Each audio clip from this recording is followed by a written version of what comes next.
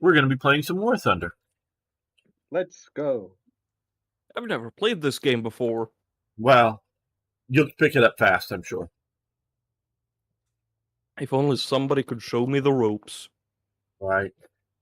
By the way, I will have dinner at around in around an hour, probably Cool. maybe a little earlier. So I'll take a break and hopefully come back Ooh, nice map. That'll be Friesland. time. Just That'll so be you know fine. that I Yeah, will have Sure, to that'll be fine. disappear during the. Yeah. My Alright, father Gamer, is what do you want to do? Attack the enemy. My father is making spare ribs. Ah, cool. Hey lads, Gamer just gone live. I'm gonna go watch him. All right. Have Who's fun. Gamer? Who's this gamer?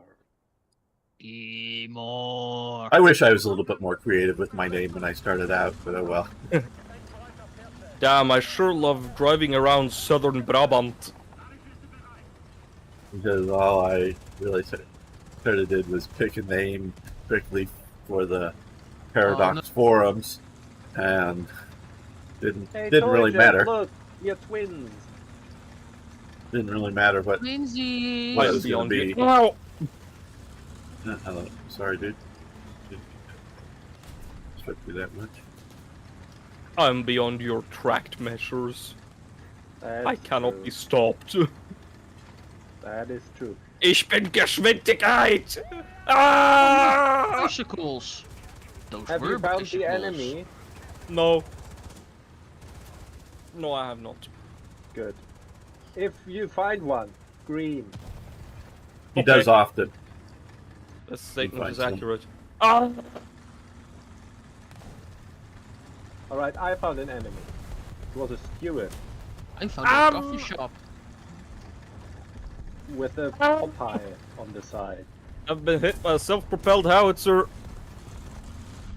Well, I suppose it's time then to enter the fray with something a little bit more survivable, hopefully. I don't wanna. Oh, yes you do. You're not my mom! No. Be glad that he is not. As if an early Panzer IV is more survivable, look at us.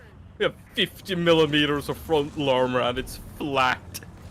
Yes, but it's still more than that thing I was in right there. So at least this will not get killed by a machine gun. I suppose it's fully enclosed, but the Czech scout vehicle actually has 50 millimeters of frontal armor as well. True. On the upper glacis, at least. But this one has more crew members. Yes, that is true.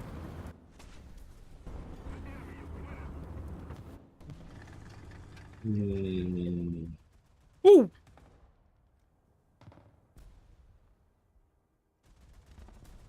Hello there. Are you the toy? I am. I'll praise That you. is a name I have not heard in a long, long time.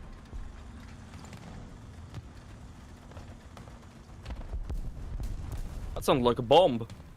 It took me a couple of seconds to actually remember where that I had heard that from. Well, well, well.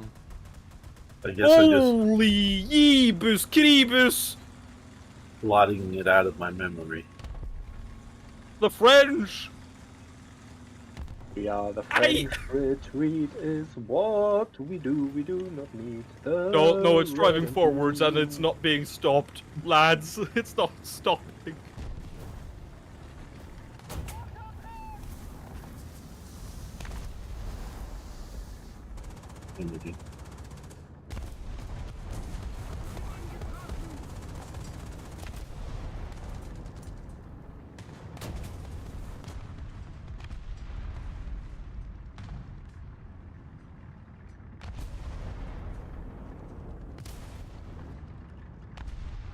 I see we have that sniper got 12 on our team. Certainly, we cannot lose now. There's a big one. There's a very big one. Yes, that We're is always the French capable I of was losing. alluding to. Always capable of losing. Come on, Well, gotta keep great. that in mind. Great. All right. There is a. I'm out, by the way, but careful. There is a giant French monster tank. Yeah, the 2C is killing our entire team, yes. Yes, it's like this. Yes, that bloody thing. It's a World War One design. He's called Napoleon 41 for real! I don't entirely know what to make of that. I think I need something different. I think I'll change my roster around a bit next time.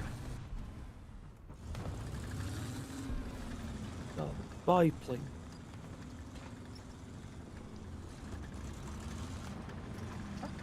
Alright, that was kind of adorable, the little steward. It's so cute! The Typhoon just bombed itself. I have no words. Like a tiny little puppy. Which was kicked. It does look a bit grumpy. Oh, yeah. Okay.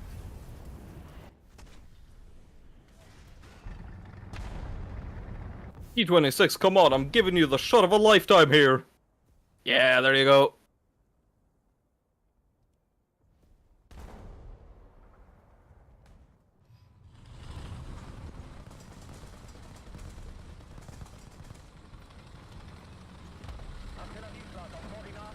On P. Yes, Roger.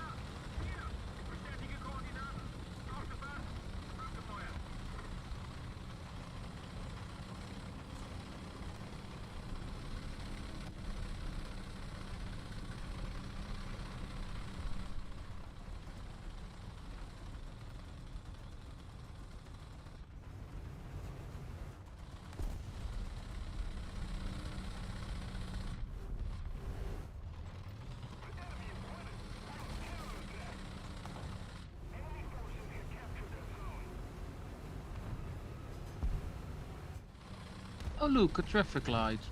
Now it's gone. Doesn't seem very Dutch, does it now?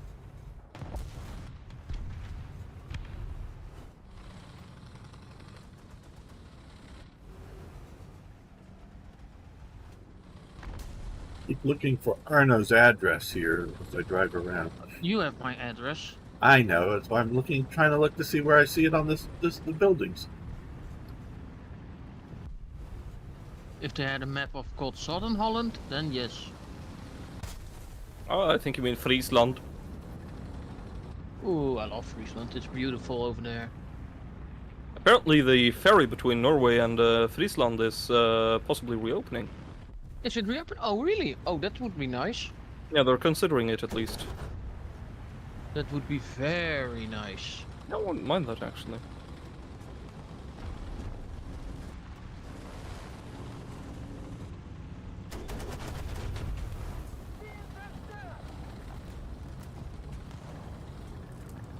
There's something very angry and with multiple barrels firing at me.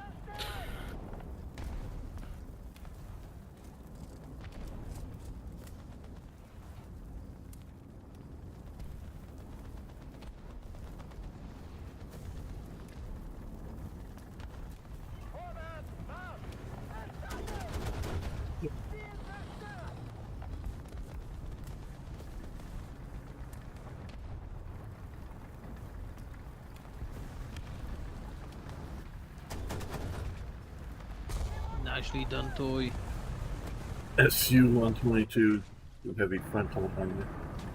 Yeah, that guy, Toy, that guy's been winning all game. What aircraft do you think is better, the HU-100 or the similar BF-109?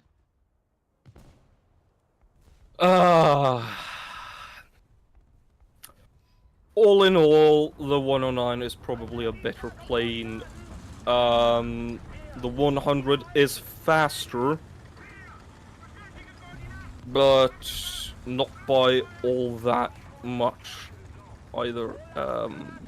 I just quite like it. It's one of the first planes I got in the German tech tree, and I've kind of fallen in love with it. It is a cool plane. Oh, it's cool. Not really all that good for actual gameplay purposes, but Well, it has a 20 mil, right? no, it does not. It's only got 3 rifle caliber machine guns. Really? Yes. The some of the 20 mil HE some of the HE-112 models have either a single 20 mil or a single 20 mil with a couple machine guns. It varies on the model. But the 100 is a converted racing aircraft.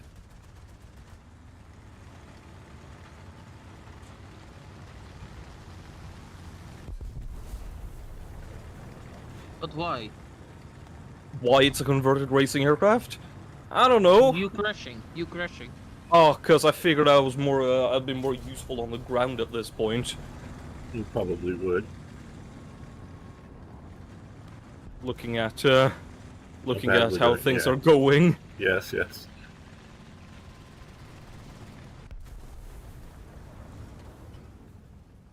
Of course, as I crash, an enemy aircraft comes in, but it got, so that's good.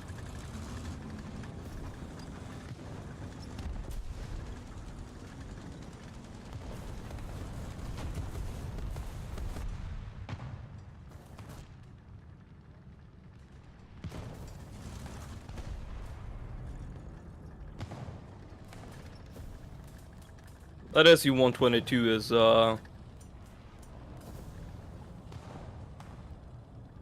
is powerful. Strong in the dark side.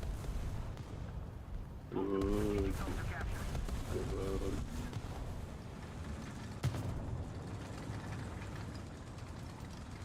Aye.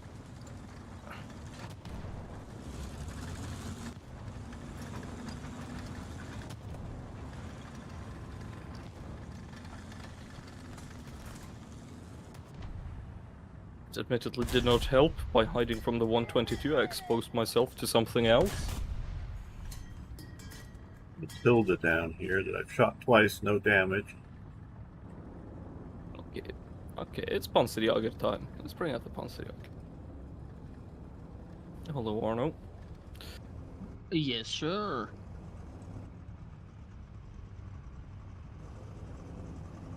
I haven't used this dinky little thing in forever, so let's see if I explode violently immediately or not. Is that the one with the 47mm, the Czech one, It or the is, it one with the is. French gun? No, it's the Czech. Ooh, that was actually a pretty good gun. Yes, it is. It is indeed. Aye, Stuart, why?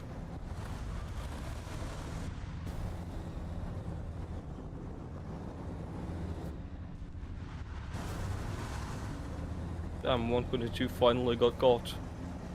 Oh, good. It was really about to hit. Oh, shit. I just got shot. And I got shot again. Same that I got me.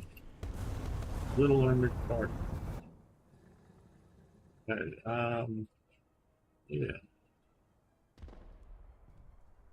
That's the Matilda, yes.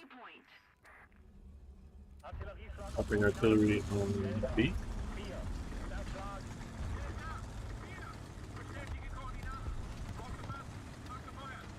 We found the Matilda, and also, like I said, Daimler on B.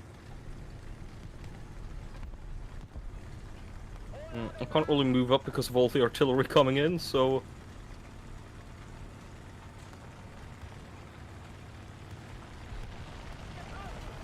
Yeah, it's 4 hits with my artillery. Woo-wee! No, the Daimler! No! No, he got my gunner! Nay! Quick, harass him! Now get on that point if you can, because we're otherwise done. No, the Daimler is Straight. toying with me. Got the Matilda though. We're good. That's very useful, actually. BT. Moving there as fast as I can. Okay. Nah. Okay. And Daimler waited me out. Yeah, Daimler's still on point, but he looks somewhat alone. Doesn't mean he is, of course. He's dead. RD on B? One of them. No, RD on B. Well, okay. I'm going to be on B right now. So. Okay, well, Well, we're here. it can't kill you. It can't kill you. You're big. No. No, it can't kill him. It can't kill him. Arno, enemy aircraft coming in at 3.5 degrees. Attacker of some kind, single engine. Don't have eyes on.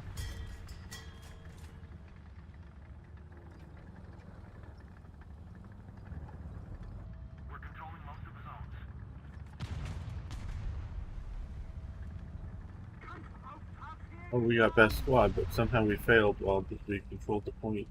I mean, of course we got best squad, and yeah, we ran out of tickets. Too many people died.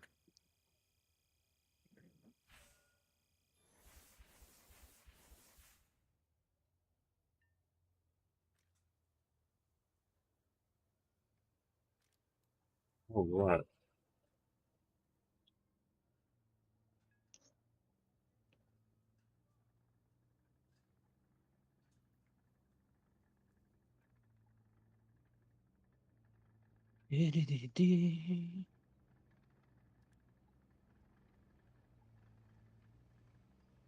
Now, let me ask you guys a War Thunder question. You've all, I'm sure, looked a little bit at the Battle Pass this season.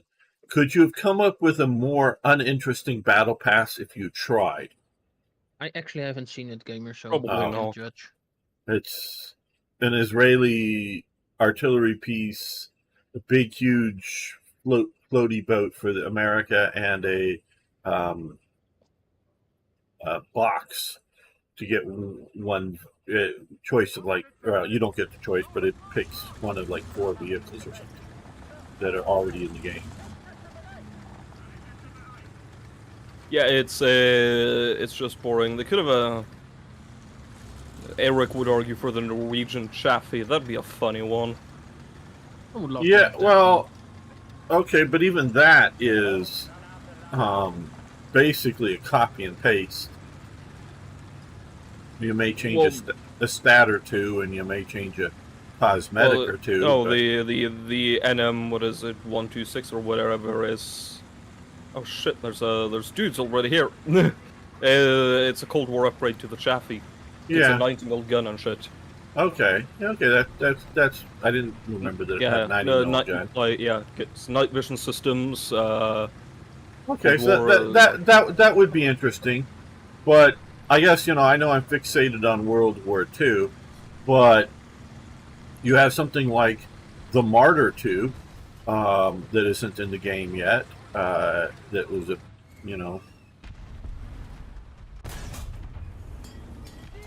right.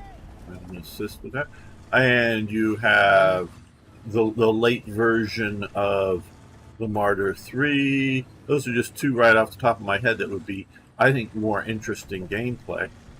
And nations that people actively play.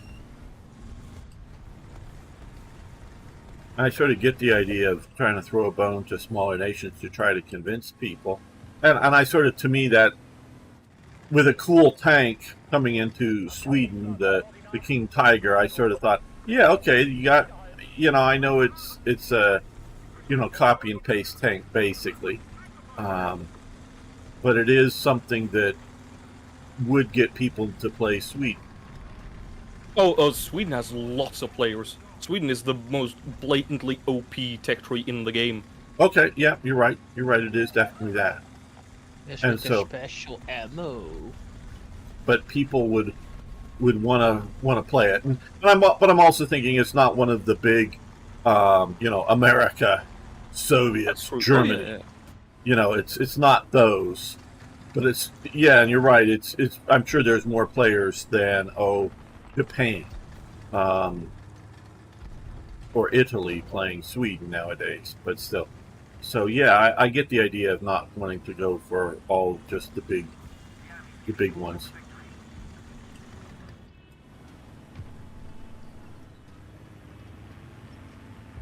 Somebody here. Oh. Keep shooting at me. There.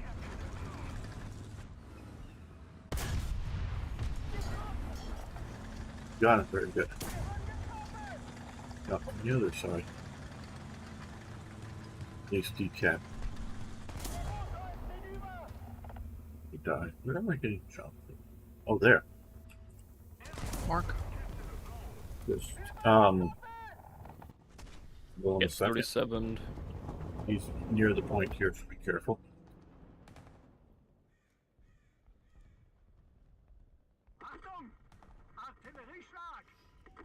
He was right there. Roger, I'll move up on him. Might want to drop artillery on him. He's an open top. I already done it. Already done it. Soviet Trying to thing. flank him now. So we should either scare him away or kill him.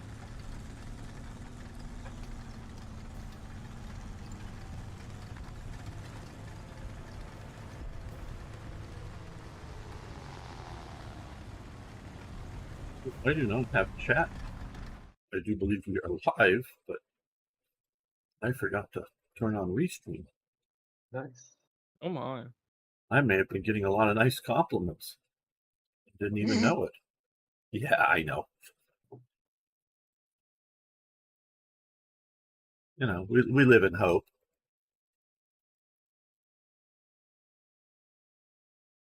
Yeah, actually, there was a few. Hi. Oh, yes, Mouse from somebody whose name I'm not going to try to pronounce. And oh, hi, Sing. Yes.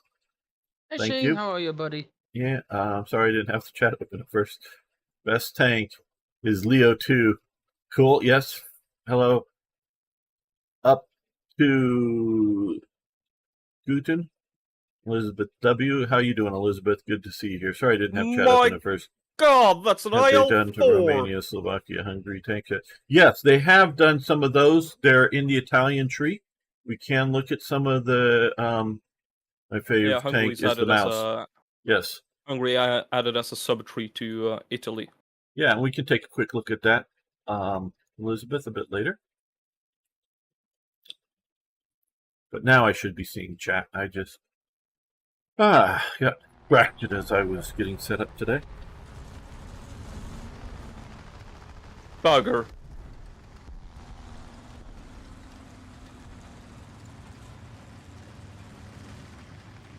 Hungary's a lot of copy-paste, but they have a couple really cool Hungarian Oh, they do. vehicles. They do. Oh. Run. Yeah, the Turans. Yeah. The Oh, Turans how are great. about the new G1? Fucking New G1. Oh yeah, right, the Benelux Air Prix, yeah. I haven't gotten that yet, because frankly, I don't really play France. Yeah, it's weird to switch France. I would rather do it with Britain. At one point I can see that, but the British tech tree is pretty fleshed out, the French one is not. Yeah, I sort So of kind of think I see France the is a better reason idea. for putting it with France. I agree with you, Arno, but I see why they went with France as the base for the Benelux subtree. Yeah, I agree with the decision of making it there. Honestly, Can you explain, Gamer? I feel it's kind of weird that it's a Benelux tree, because frankly, Belgium has mostly just used foreign aircraft. The Netherlands has actually had something of an aviation industry of its own, so it should have, if you ask Which me, was should have just been a technically Dutch German, tree. so maybe German would be better. Well, okay.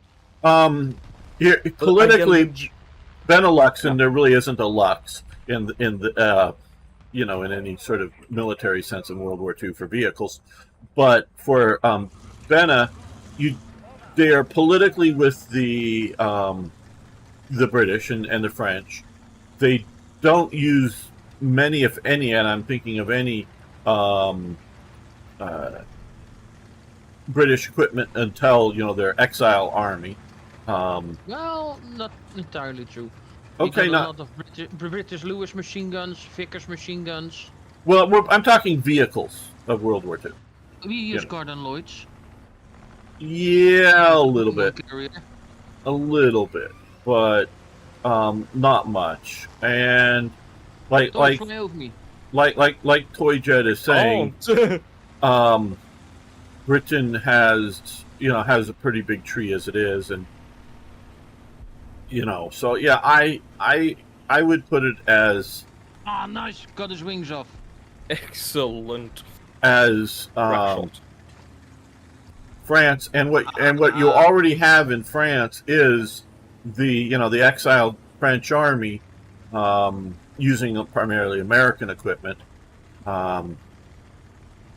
so that could be oh, he's still alive. You're looking the wrong way.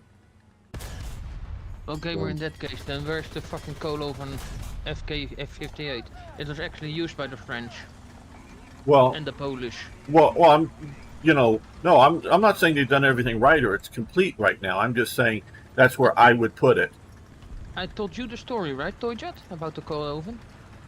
You haven't told me that I can remember, at least. Well, it was a Dutch aircraft manufacturer based out of Rotterdam. It sold 50 of their fighters to France, which were subsequently used by the Polish Air Force in exile.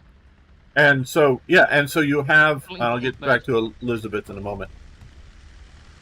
That you have, already, with France, you have, primarily a bunch of American stuff already, and then you can add in more French, or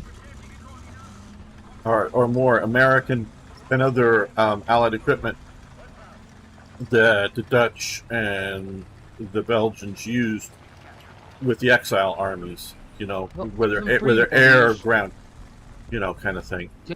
Even pre-war, we used some American aircraft. The Douglas 8A3N, right, ground attack aircraft. And so, of them. So that sort of fits with the French having a lot of American stuff as it is, and not cluttering up the British tree more with American equipment. Man, I've been shooting bad here. Okay, you're shooting. If there should be adding any expansions to Britain, it should be Commonwealth specific aircraft. I feel they have a couple Australian ones already. Or ground vehicles, Bob Simple for, like you say, could be added to the, the Commonwealth British. Oh, bugger. So that's loose in this one. Ah, nice. That's where you still have a lot of various cool things could be added. And yes, Bob Simple is a pure meme vehicle. It's slow. It only has machine guns, so it's not going to do too much. Some Norwegian aircraft like the Gladiator. Yeah, that would just be a premium. That would just be a thing. That would just be a premium of the Gladiator already in the game. Yeah, I'd love to have just a skin for it. That'd be fucking great. I would pay for that. Well, how about the Fokker C5? Not, but the other one you used. Oh yeah, the the C5. Oh, the Heinkel. Yeah, the Heinkel is already in the game, but it was added as the Swedish and Finnish ones. Not the 115. Not the 115. We didn't have any other Heinkels. We had some Capronis actually, but they were fitted for recon duty. Yeah, the Caproni, you can use that for. Yeah, but they were ours were only fitted for recon duty. And yes, Elizabeth, I did get good sleep. I'm doing better today. Yeah, you were a bit tired yesterday. Yeah, well, actually, Friday, I woke up at 11 a.m. after what I thought was 6 or 7 hours of sleep. I'm not really sure. And by about 1 o'clock, I left to go do errands. I was going to go to the town next to here, and about halfway to the town, I turned around and came home because I was having trouble staying awake driving. I wasn't actually falling asleep. I have a house in the other town. I was considering maybe I'll take a nap there, and I did no. I just turned around and came back home. Another house again? Well, I have the 3, and one's in the next town. So rich. Well, It may seem that way, but not It's really. a compliment. No, thank Take you. it. But yeah, it's not like real rich people. I'm planning on living off the um uh rental of two of them. So it's That's smart. so it's yeah. So yeah, to people who are renting homes or just have one, it does seem like a lot. But also remember, these are homes in small town Arizona. These aren't these aren't homes in Oh no, not we not didn't have that. This one, what? the map. Yeah, oh yeah, same map, other side. And so yeah, and Right. this isn't like in a nice neighborhood in California. This is small town Arizona. So yeah, they're not Well, super that doesn't valuable. matter. If you're No, happy there. no, well, yeah, no. I'm just saying. Yes, I do have hot houses, but it's not. And two of them are double wide, rebuilt, mobile homes. So this one I was looking around. This is the one I'm in right now. Last night, and man, it is built cheap. The cabinet doors just don't align. They're the ones up and down about I'll turn it into European, 2 or 3 centimeters from each other. Put on there, it's just cheap. How cheap can you build a house? This is what they've done with this thing.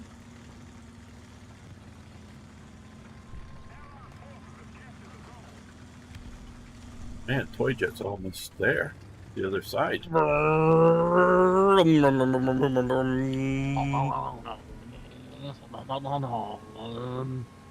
Backwards.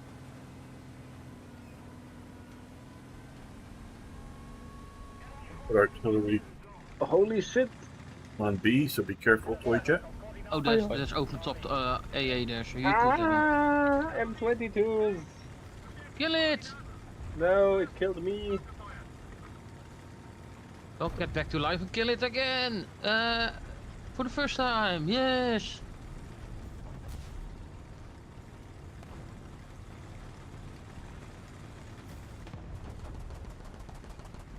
I overdid the artillery. But let's come around flank. Toy Jet, let's see if we can Vroom vroom. cut him off at the pass. More artillery. Volvo vroom! Just kidding, this thing is a Saab. By the way, we're the first car producers to put seatbelts in their cars. Interesting bit of trivia there. No, I didn't know that.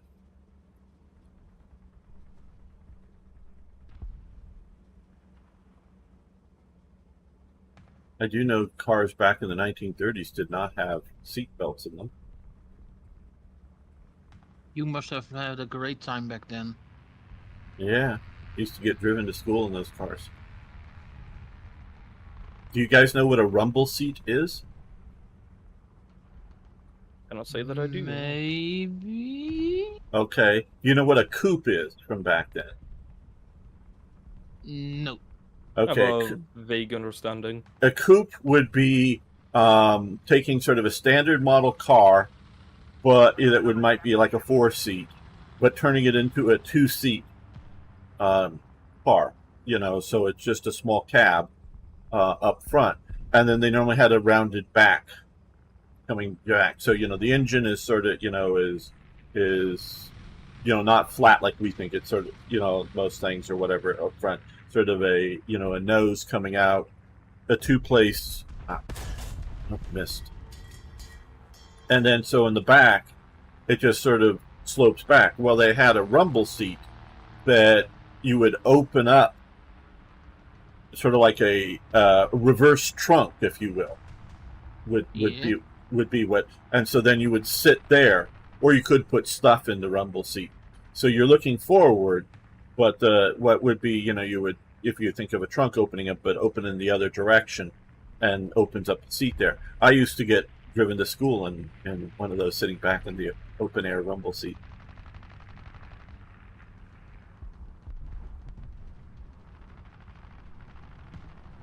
I'll post the picture in the Discord. post 70s house. A lot of those are built cheap. Yeah, definitely post 70s. The house that I grew up in was built in the 1920s, and man, it was really well built. The door was like an inch and a half thick, solid oak. It would swing easy, but later on, I helped my dad take this door off, and it was super heavy. The front door, and just very well built. Yeah, but these are just cheap built. Mobile homes is what they're called. I don't really know why they call them mobile homes. They're not that mobile and have wheels or anything, but they're built in a factory and shipped in 2 parts and put together.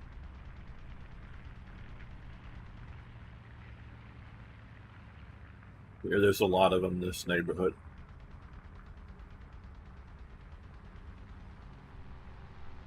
Yeah, I'm looking down there, Arna. I don't see anything.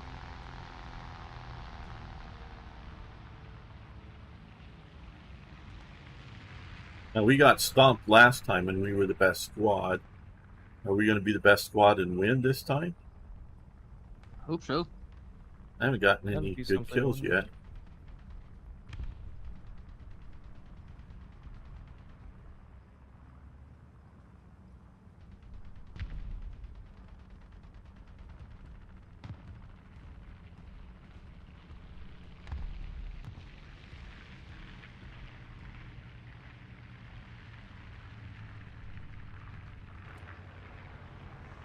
I think I just got hit by friendly fire.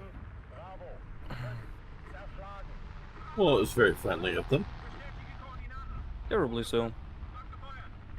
Was there a special, birthday message or something? I don't think so. It just felt... Didn't feel all that personal, actually, all things considered. Okay. I can shoot at you in a friendly manner if you wish sometime. Just let me know. You know... Seems like a bit of a bother, though, doesn't it? It just, if you make you feel, wanted.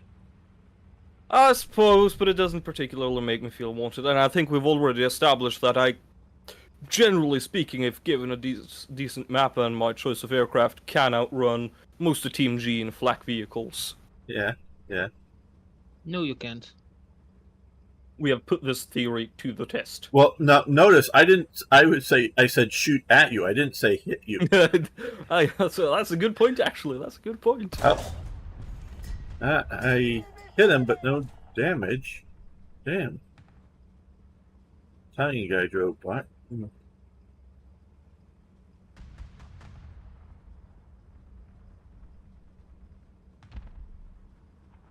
Buddy coming back. Well, I'm on a complete rampage here with my Panzer IV. That's good, but they are flanking, hey. Let it be known. Or at least one guy is okay, he's being hit now. Now, Arnold has to uphold the honor of the team. Let's do something different. Yeah. Don't know how useful this will be. So do I. I was hoping more for some nice open maps to rampage around the countryside.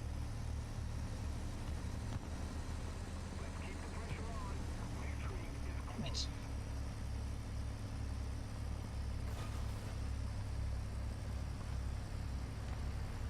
Damn, that's a hurricane with bow force added on. That's bombs. Woo-wee! Wee, it's me, Mario.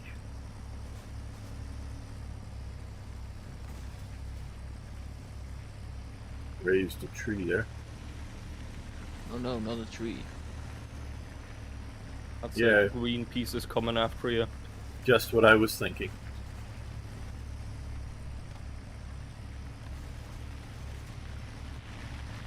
Why are there so many planes in low tier now? There didn't used to be. Usually there weren't this many planes. What's? I miss the old days. The old days. The good old days, yeah.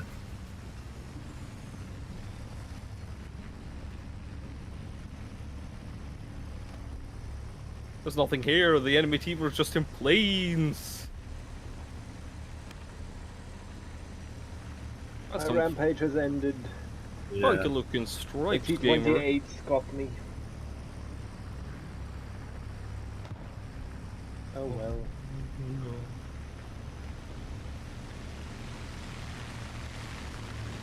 We got best squad and we won, but no thanks to me because I had 1 death.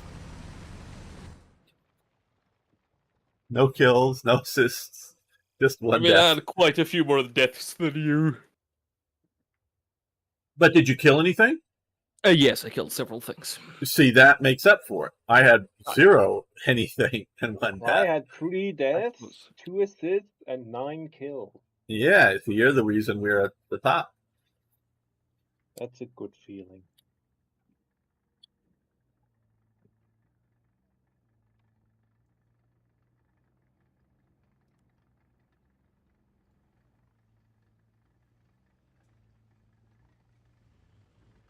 So, here just thinking, and I'd love to hear all of your guys' opinions. If Sweden had come in on the side of the Axis in World War II, would it have significantly changed anything?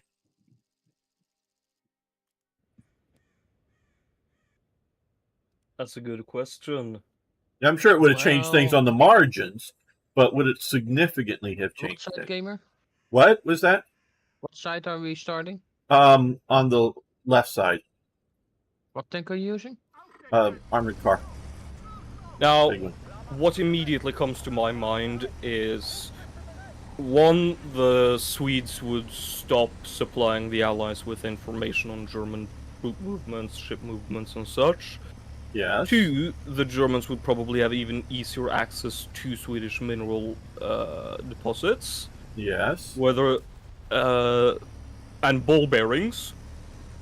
Right. Sweden was actually very strict on that. The Germans never got a hold of any significant amount of the Swedish ball bearings. Even the ones in occupied Norway were kept under guard. Right. And what ZZ? Hello, ZZ. If it led to the ZZ. fall of Leningrad, Yeah, Would that's that- what I was thinking as well. Far Yeah. more support on the northern part of the Eastern Front, probably. because my understanding is that, and I'll get to Elizabeth's comment in a minute, is that Mannerheim kept the Finns back in the border of pre Winter War border, and would not let the troops out. But if Sweden was pushing from that front, they allowed the Germans to push out.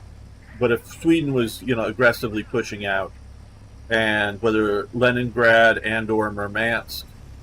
Oh, got a steward up here on top. Hello. His gunners out.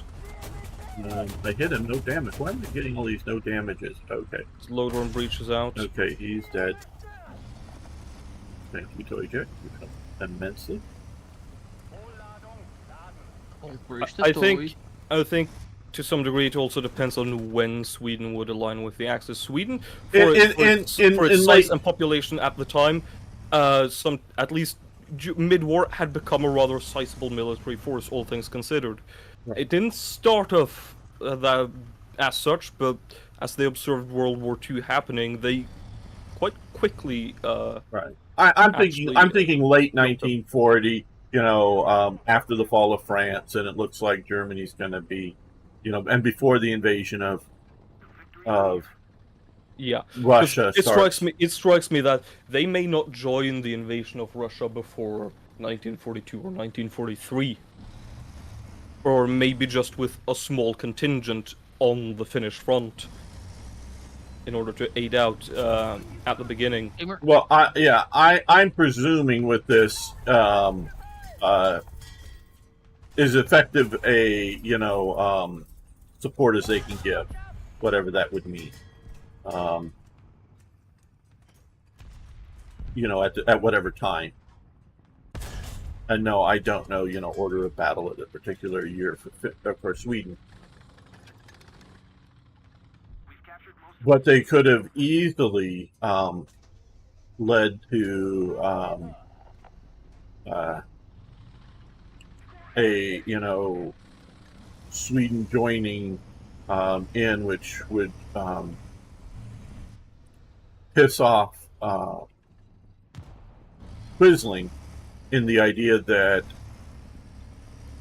the excuse or reason is that they would take over Norway, absorb Norway into Sweden, and which would also reduce German occupation in Sweden, I mean in Norway, so that those troops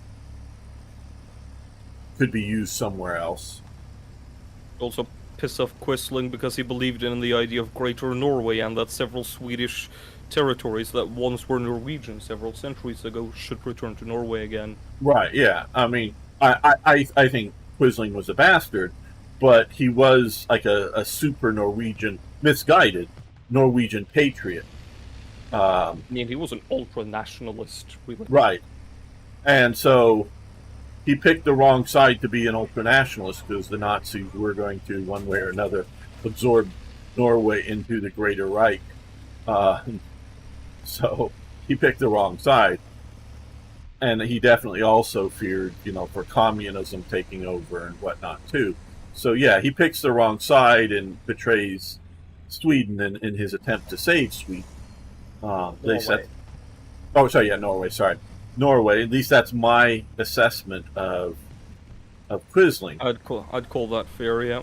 Yeah, not intentionally starting out to be evil, but making all the wrong decisions as to what side to be on and how to do it. And so that's my assessment of Quisling and whatnot. But I could see Sweden, because there was various, never majority support, but various Nazi type parties in Sweden, and there was considerable with the Winter War and whatnot, fear of Soviet expansion if the Germans didn't win, and I could easily see a negotiation to get, if the Germans, which is quite true, the Germans invade Norway because they're afraid of being flanked out by the British, one way or another. Anti-communist sentiment was very widespread in Scandinavia, or the Nordics in general, even in Norway as well, and Denmark. A lot of the Scandinavian SS volunteers actually joined up purely to fight against the Soviets. Yes, and so not because they were National Socialists or anything, but simply because they believed communism was a scourge on humanity.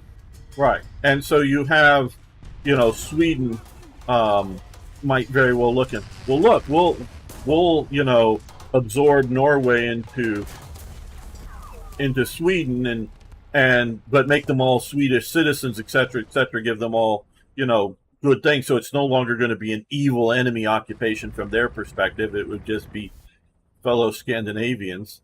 I mean, at that point it would just be returning to like the pre-1904, I think. Yeah, I cannot see either the Swedes or the Norwegians actually accepting that. Well, I'm not saying that this would actually be the real accepting of it, but I'm just sort of drawing a scenario in my head that is vaguely plausible, Yeah. And so that I can see that kind of thing happening. But what I can imagine is that Swedish troops could be placed in Norway instead of Germans to help garrison the Atlantic Wall fortifications and such.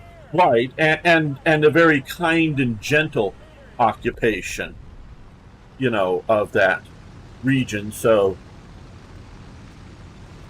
and again, freeing up German soldiers, vigorous, and sort of, whether they would have or not, because obviously they didn't, but the idea of thinking that, hey, this world war is for all the marbles, and if the Soviets win, we're going to be lost. So, fully mobilizing Sweden into the war effort, both industrially and militarily. I can imagine the Germans would also probably subsidize Landsverk, the Swedish tank manufacturer. They had a quite a close relationship in the 20s and early 30s. Right. So you could quite possibly see Panzers produced in Sweden as well. Well, yeah, because they produce a version of the 38P that, whether they upgrade and build better hulls or just simply follow along what the Germans were doing with 38Ps and then, various assault, the Marder 3s and then finally the Hetzers, but just, increasing production of those useful vehicles. Either way would be, useful. And I fully believe that, again, because I try to use my language. Hello, big man. Yes, the Schwer Gustav. Yeah. They haven't got that in the game yet. It would be fun. Yeah, it would be fun, but it would be sort of off-map artillery. I don't think you could hit anything on the size of the battlefield. You probably don't have depression enough to do that. But yeah, now, so if they could collapse by their attacks in the north through Finland, collapse the I would probably also see the Leningrad. port of Murmansk taken, and Right. Arkhangelsk would probably be so threatened that Arctic convoys would not be able to provide lend-lease through Right. the north. And would that be enough, soon enough? Because my contention is if you defeat the Soviets late enough, or you defeat, I don't mean defeat completely, I mean defeat a few battles, like taking Leningrad later, the Soviets keep fighting. But if you get them in, if you take Leningrad and Murmansk, for sure by 42, would that, if not 41, would that mean the Soviets, overall collapse? Do you think? Oh. See what Elizabeth. The Nord Front, a lot economy would be nice, but I don't think anything could. Okay, now, and yes, there. This is why I didn't. Watch out. Okay, I'm pushing behind it. There is somebody here. Is significantly change the war, not necessarily mean Germany wins, but my contention is if you can effectively knock the Soviet Union out of the war, where is this figure? Oh, I think it could be very hard for the U.S. to invade, if you can do it early enough, for the U.S. to invade, because the U.S., yes, we see D-Day, but look at all the preparation it takes to get to D-Day. And they could, if they prepared for it, do a few more D-Days, not simultaneously, but over time. But if Germany is able to concentrate the enough of their army, then any invasion becomes doomed. It's just the Germans cannot concentrate enough of their forces because of the Soviet front. They can't just pull an extra 3 Panzer divisions off the Soviet front and keep the Falaise pocket, or keep them in the the hedgerows, and so the U.S. can push. But you're very right that Elizabeth, that American production and eventually the nuclear bombs, but the nuclear bombs weren't going to be very many. It's more of oh shit, these are terrible. What if they have 30 of them? They don't. So,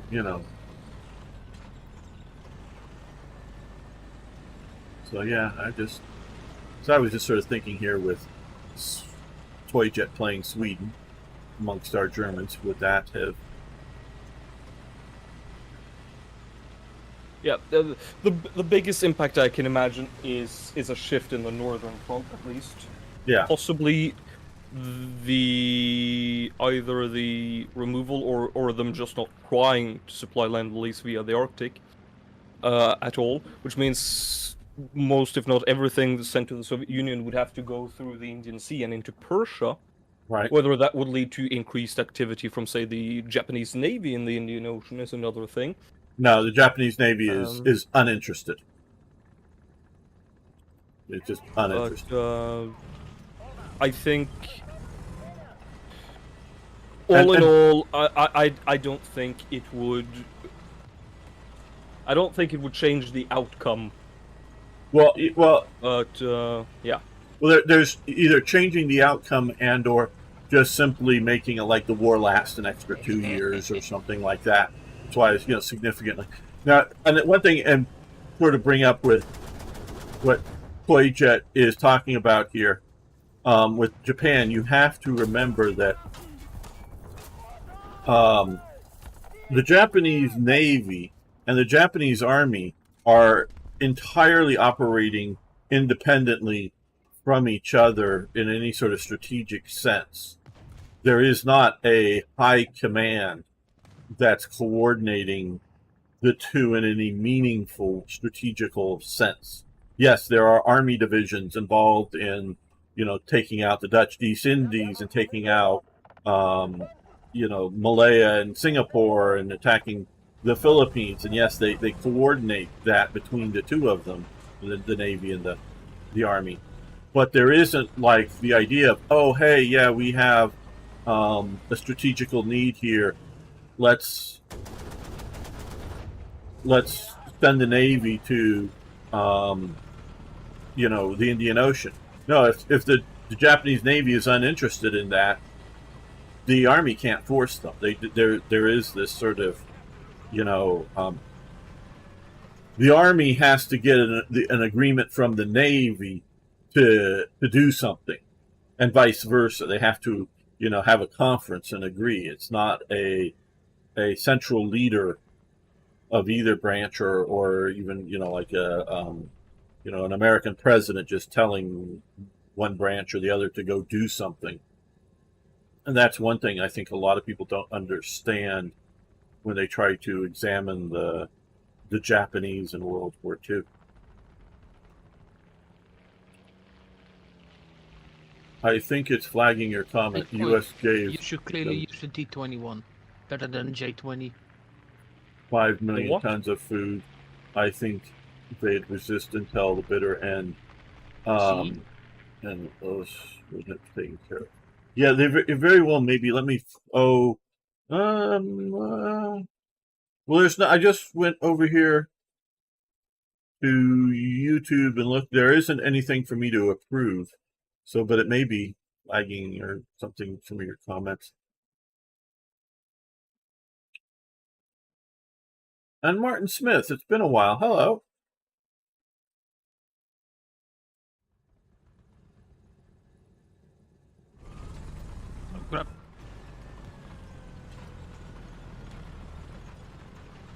Because one thing that, again, I know a lot of you've heard me say my maxims over and over and over, but I think they're important. Warfare is a political act, and politics is perception. So if you create early enough in an invasion of the Soviet Union the perception that Germany is unstoppable, well, the soldiers will stop resisting harm. The Soviet was talking about. So, if Sweden's in the war and they take, Leningrad early on, oh, that's just, unstoppable enemy. Do we fight hard for Moscow? Do we, do whatever? So that's part of the equation. You always have to worry about that when, as opposed to just how many tanks and how many soldiers you have on a particular battlefield or production levels. Are you on 8? Yeah, I got a BT here. I just peppered and didn't do any real He has damage. been retaken. You got him. Well, there's somebody else there too. That was the kill now. Yeah, there was question. Guns for me. And C is going to quickly be recaptured by the enemy. I was unable to hold them off. There's a Matilda moving up on the road between A and B. Try to launch a counterattack. You can still spawn in. But I'm not sure how effective it'll be. I'm pushing for A here. I don't think there'll be enough time. Got its track. Ooh, Hey! It hit it. Doing damage. Multiple over there, Toad. Watch out. Got me. Aircraft coming in. I'm Right. doing well. I'm doing well, Martin Smith. I didn't like the guy whose name starts with S, but I can say Hitler. Oh, is it Stalin you were trying to say? Mr. Stalin being deposed would change the war. Yeah. Oh, Stalin. Now, see, I don't have a good read on what a post-Stalin Russia would be. It still might be the Soviet Union under Zhukov, or as a military coup, but still being Soviet, or whether there would be a Cheka/NKVD person taking over, or somebody else in the background politically taking over and still being the Soviet Union, but piecing out with giving up huge chunks of territory, but still. That's sort of what Hitler thought. Hitler wanted what Japan wanted for China. Hitler wanted to take a big chunk of the west of the Soviet Union, maybe divide some up into some puppet states, but occupy into places like, there might still be a Ukraine, but he wanted to occupy a big chunk of it. And I don't know that there was ever really a complete plan. That was concrete. It was sort of shifting over time. But he wanted to take a big chunk and then,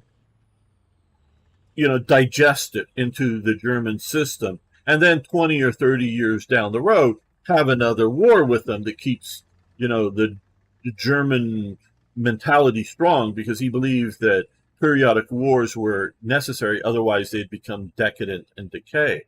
So he didn't want to, occupy, and I'm using the terms, Russia to the Pacific. Sometimes I'll be saying Soviet Union, and I mean that as a political, or Russia as territorial. Yeah. I will leave now for my Okay. dinner. Sure. See you later, hopefully. Sure. Should we Later, hop buddy. up to Bye. like 3-7 or something? Okay, we can do 3-7. What 3-7 I remember reading he collapsed and didn't give any orders for a few days. Yes. I don't know much. I don't know if he collapsed, but he definitely sort of Stalin hides himself away for like about a week or so. I don't know if it's specifically 7 days, but at the start of Barbarossa. And at least that's what I remember about Stalin doing. So, yeah, Hitler doesn't want all of Soviet/Russian territories. He wants a big chunk of them, and then to have some sort of peace, or whether it would go from the Soviet Union to It was 3-7, correct? yes, 3-7, to some sort of dictatorial, nationalistic, or fascistic type state, or some sort of, I don't know, puppet czarist state, or I don't know what the Soviet Union would be post, or Russia be post Stalin. What I just don't have a good enough read on what either the people / apparatchiks, the bureaucrat would do in that thing. I think Stalin broke somewhere around Germans approaching. No, it was much early on. Yeah, In when my the like shortly after he received news of the German army crossing the border. Yeah, that just shocks the hell out of Stalin. Stalin knows very clearly that long term, the Nazis and the Soviets are not going to be friends.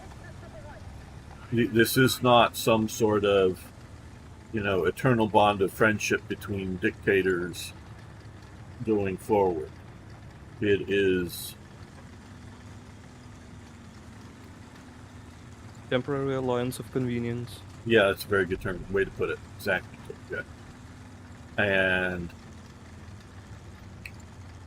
that at some point he is preparing. Stalin is preparing for war.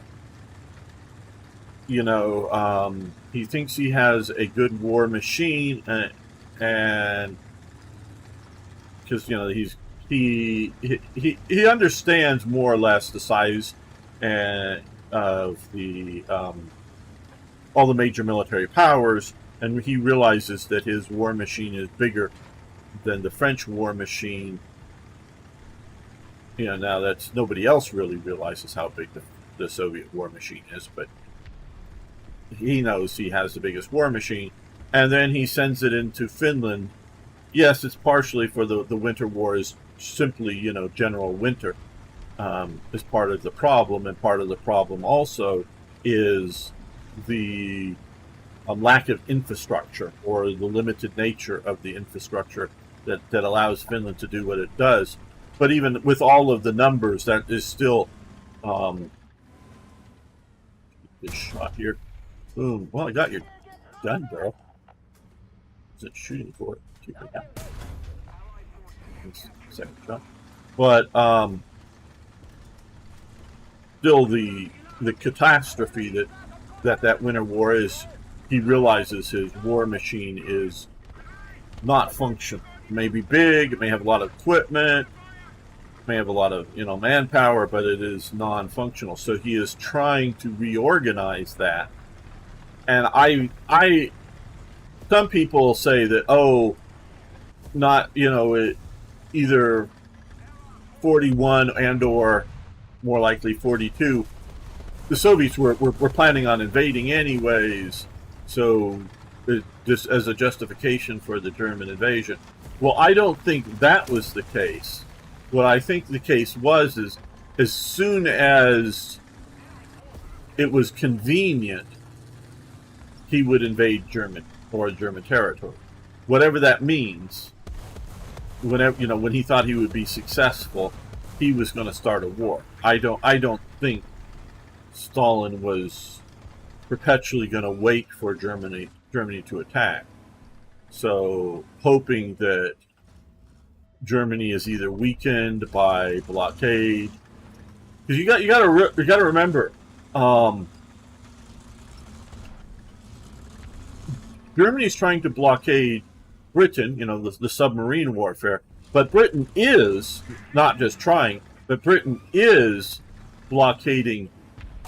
Oh, damn it. Intent. Let's see if I can survive this.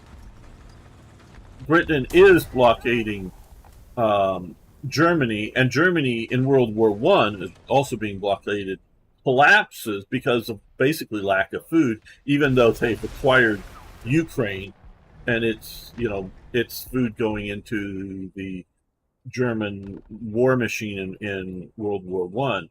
So from Stalin's perspective, he's seeing Germany, and yes, he is feeding Germany to a point, but he's seeing Germany, it may eventually just starve itself out.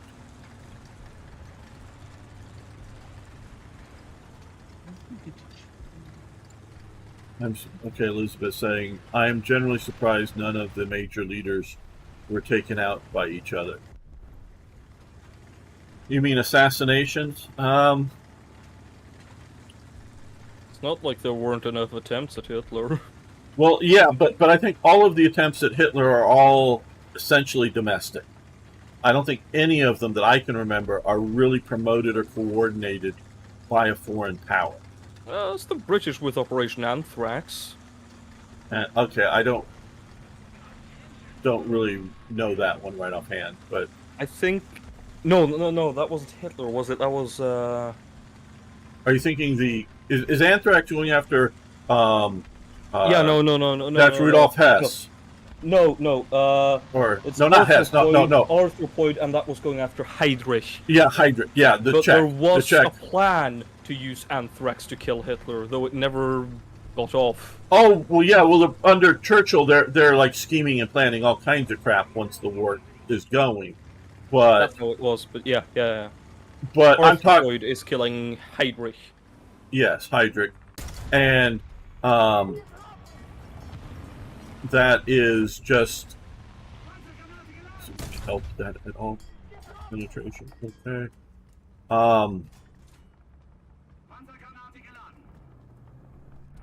So you have you don't, and there's at least one British movie that fantasizes the idea of a British hunter sneaking into into Germany to snipe Hitler. But yeah, there really is not any serious plans or what to take out foreign, heads of state, and I don't think it was a lack of willingness to, because like when they find out about Yamamoto's schedule of visiting forward bases, the Americans send up 2 different squadrons to shoot his aircraft down as a direct attempt to take out the main naval military thinker on Japan's side. So they're quite willing to do that.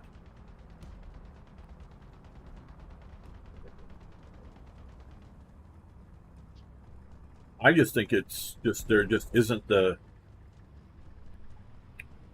capability in a practical sense at the time. There were attempts, lots probably, Elizabeth is saying here. Allies stopped doing things to them after Heydrich backlash. I don't know that they were real. I don't know that the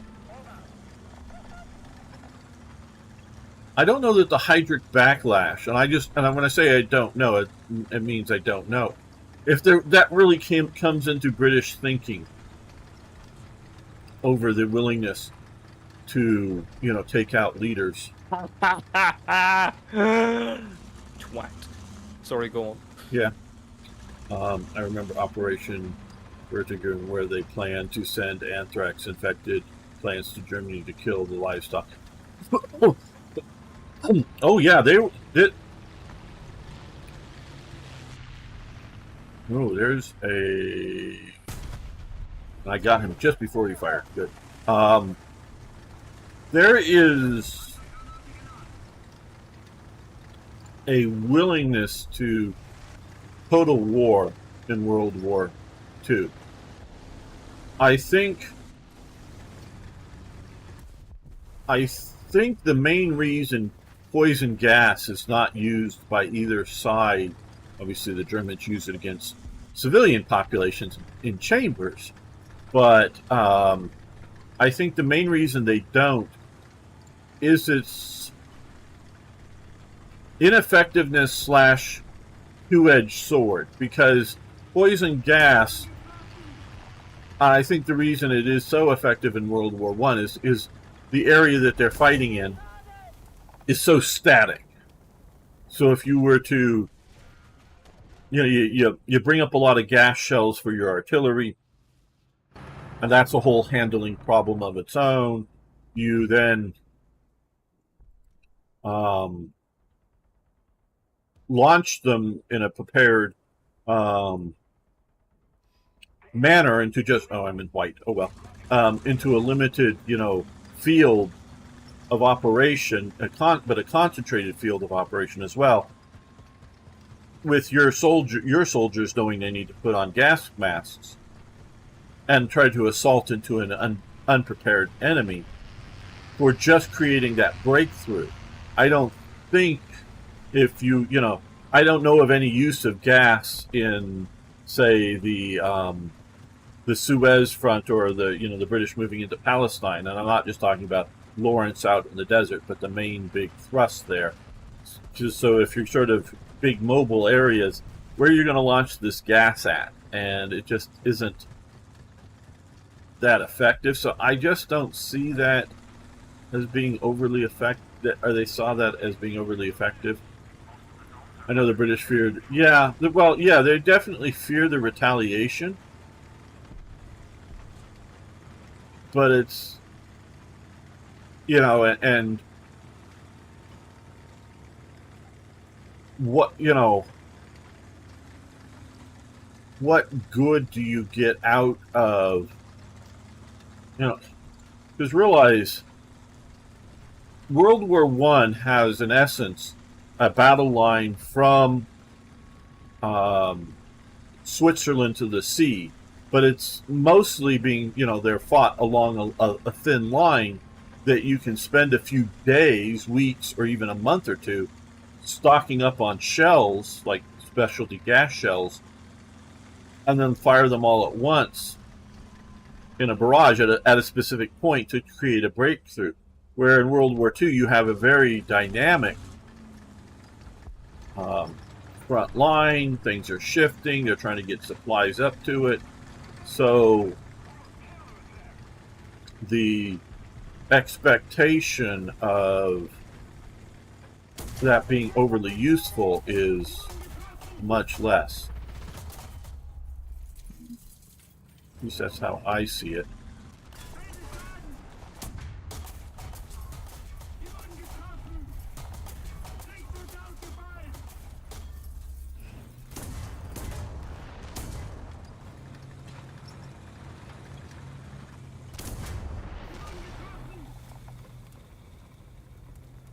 And if you're not going to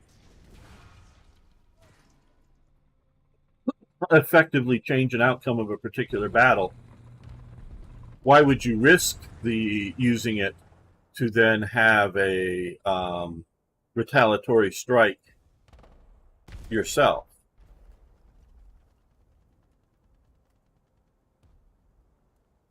I do know the Americans had huge stockpiles of chemical weapons during World War II. I don't know that they ever deployed the stockpiles overseas, but they have Wasn't it a British ship in like 43 or something in a harbor in Italy, loaded with shells with mustard gas that went up?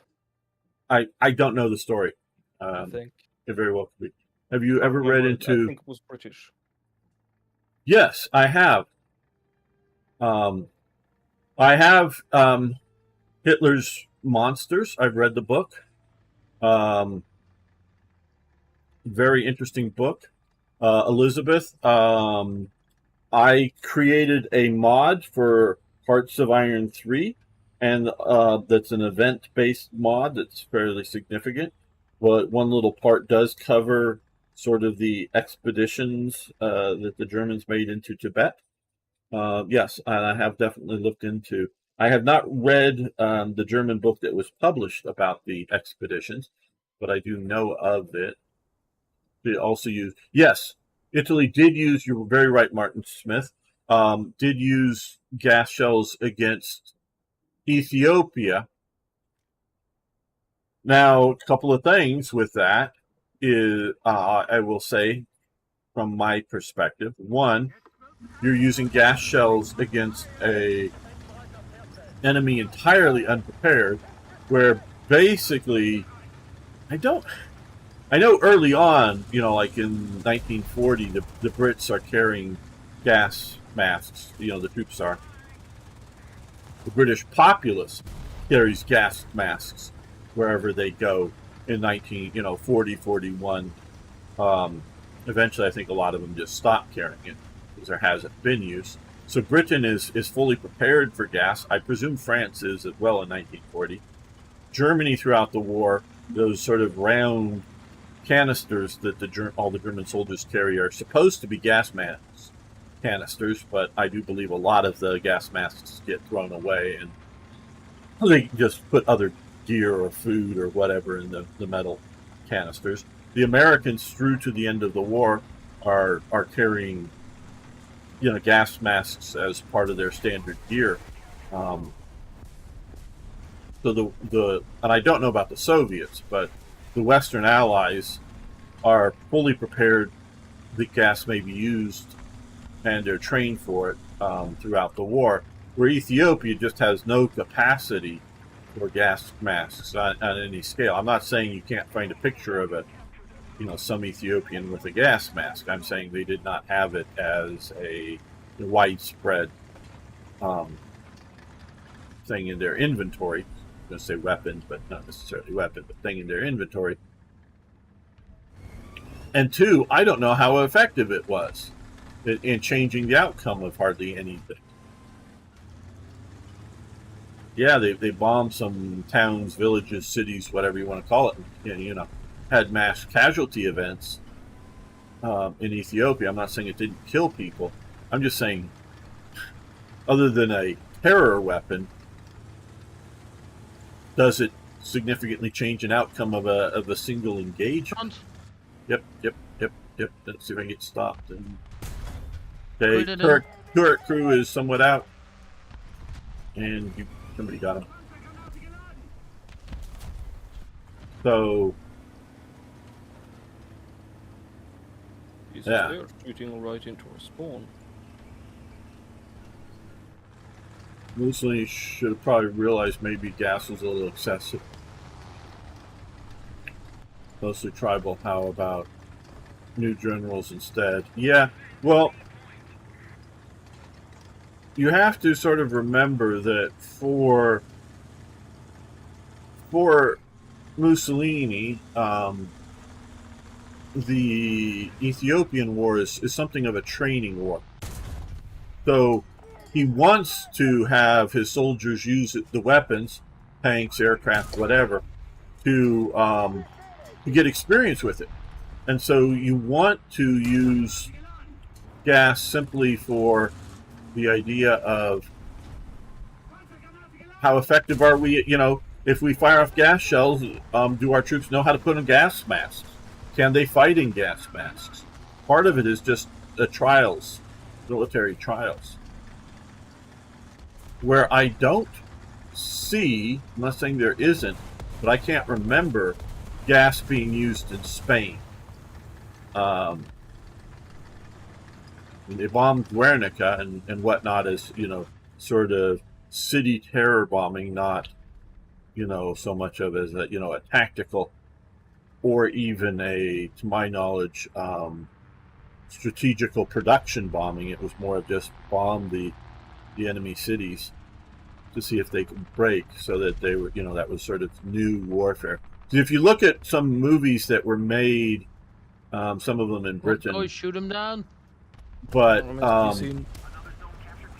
made between the wars, they're anticipating huge numbers of aircraft in any major war that come over and just obliterate cities, and until you really get to the Americans at the end of the war, you don't have that. You have bombings, you have significant casualty event, but you don't have like taking out 80-90% of London in a single bombing. That's sort of what people are fearing is going to happen, in between the wars with the new thing, where it's, yeah, you get German bombing raids of London, but that's just like, I don't know, 5% of London is damaged, maybe at most in a single raid, and that would probably be generous as a percentage of London. That doesn't mean that people aren't dying and things like that, but it's just not like a total obliteration. Okay, what's Martin saying? Yeah, I think Italy lost the war initially lost the war with Ethiopia. I believe it was more of a revenge to avenge the defeat in the first war against Ethiopia. Okay, yeah, there is, and I don't know much. There's a first war, way pre-Mussolini between Italy and Ethiopia. Early on in the invasion of Ethiopia, there are some Italian setbacks, but I think they're more along the lines of not so much Ethiopian victories as Italians being defeated by the lack of infrastructure, lack of ability to supply their forces, outrunning their supply lines. So then the Ethiopians are able to push back or force the Italians to retreat in a few cases and send more reinforcements to to Ethiopia.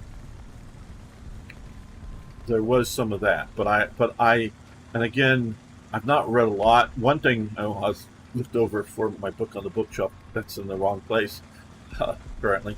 I was reading about the development of the Italian Armored Corps. Italy is not prepared for World War II, far from it. And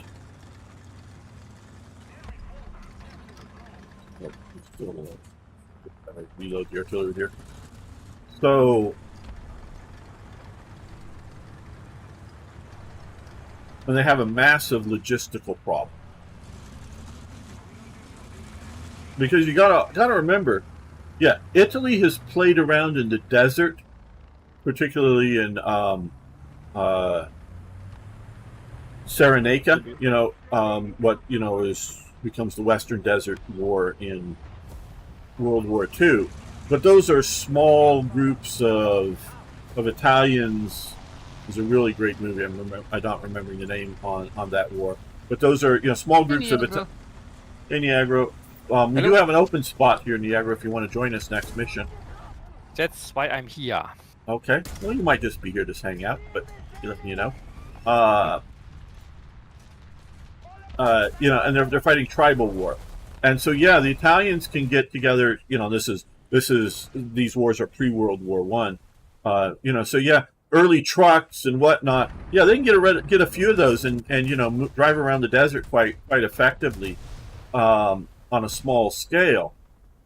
But trying to fight large-scale wars is just not, in an expeditionary sense, they're just not prepared for it. Because you look at Italy's and looking at its army, either in the during the war of Garibaldi's war of Italian unification and kicking the Austrians out, to World War One, it's all close in. It's all on their borders. It's you run the trains to the edge of your country and then you offload them, and then you're fighting the Italian / Austrian. Quite handedly, though. What was that? They beat the Ottomans quite handedly in Libya when they first acquired it. I mean, it's against the Ottomans, so that isn't saying much. No. But look at the terrain that they were looking at. You sail up there again. You sail to the coast and you take a coastal city. There's nothing interior. So look along. All of Libya's cities are all along the coast. There's nothing interior. So to kick the Ottomans out, you just have to have naval supremacy and local supremacy. All you're doing is loading stuff on ships and offloading it, whether onto a beach or into some local port, and it's all closed in. It's not logistically handling into. Let me see if I can make this shot here. No, you move. Hi, I'm back. Oh well, we don't have a place for you right now. All right. We may in a bit, but Niagara's probably gonna head off after this one. Okay, well then maybe we do have a place for you. And so, again, and you're right in saying it's just against the Ottomans, but so all you need is enough merchant vessels to bring supplies into the coastal cities, and you got it. And that's also how they're able to take places like Eritrea and Somalia, is because again they're taking coastal cities away from unprepared Africans. Those are not logistical challenges where pushing into Ethiopia or there's a bunch of bombs or whatever. And so that's a very, very different thing. And part of, Lion of the Desert, that's right. Just noticed your comment there, Elizabeth. Great movie. Been many, many years since I've seen it, but it is a great movie. Let me become a Gunner. Right, I'm done. Okay. So that's, and again, I'm looking at the, why does the U.S. win the war in World War II? Logistics. Yeah, we were, I don't think the American soldier or the American general are somehow that much better than their German opponents to account for our continuous strings of victories with only minor setbacks now and again. And I even think Kasserine is a minor setback early on. No, we were able to, compete effectively with the German military machine. But we were also able to completely out. Oh, Dino, you're at 2. We're oh no, cancel. We're at 3.7. Dino. 3.7. All right. We were able to out logistics everybody else all at once in World War II. Whether we're talking the Japanese, and if you look at the Japanese island defense, it's we see it as, looking back at it, as desperate garrisons that are cut off and then overwhelmed and taken, so it's with no ability to reinforce. Well, if you look at from the Japanese perspective, they don't understand that we are going to be able to logistically support all these different offensives all at once to be able to do all of that. And so that they think that these these islands are, you put a division or so on an island. Well, what are the Americans going to be able to logistically bring to take that? And from the Japanese perspective, yeah, they can take that. But remember, even how well planned out the initial Japanese moves are, and they are well planned out in World War II. The Japanese forces in Malaya are completely out of ammunition by the time they make it to Singapore. And had, I'm blanking on what's his name, commanding in Singapore, had he just did any sort of offensive, he would have run into, the Japanese literally were down to basically bayonets. And Mosby? What? Wasn't it Mosby or something? No, I don't think that. Maybe, maybe Mose, something like that. Yeah, but it's Mosley. Yeah, not Mosley, the fascist guy. Yeah, not him. But but the general was defeated mentally, thinking the Japanese again were unstoppable. But Japan did not have any ability at that moment to resupply into Malaya. They just did not have the shipping because they were busy, invading the Philippines and doing all of their maneuvers. They couldn't just, let's just load up another ship full of, rifle and machine gun ammunition and send it. No, they were out. Not that they didn't necessarily have the ammunition back in, Tokyo or some garrison base, but they did not have the logistics to maintain that offensive, and the only ability to go into the Dutch East Indies was the defeat in the Philippines and the defeat of the British were allowed to reposition Japanese forces, not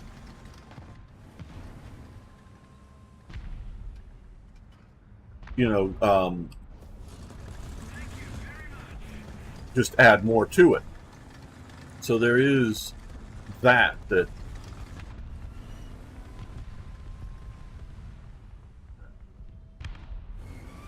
And so yeah, I'm very much believing that it was the U.S. who wins World War II. Sure, there's a lot more Soviet soldiers or people dying than Americans, but without that American military aid,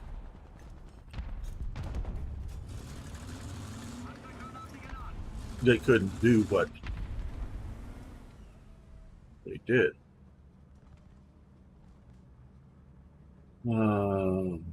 Seen it a few times. Good. Okay, didn't Japanese soldiers get like no rations except expect to live off the land? Yeah. Oh, yes. They and if we're talking about Malaya, which I think what you're talking about, that campaign, they did start out with rations, but you're right. My understanding is that they had no, planned resupply of rations being shot. Hello, you just got my turret crew. Throw out the dead bodies. Now you got my breach. Yeah, there was no resupply idea for them. And basically, how my understanding is, well, they're getting straight, so maybe I'll survive long enough. Nope, repair.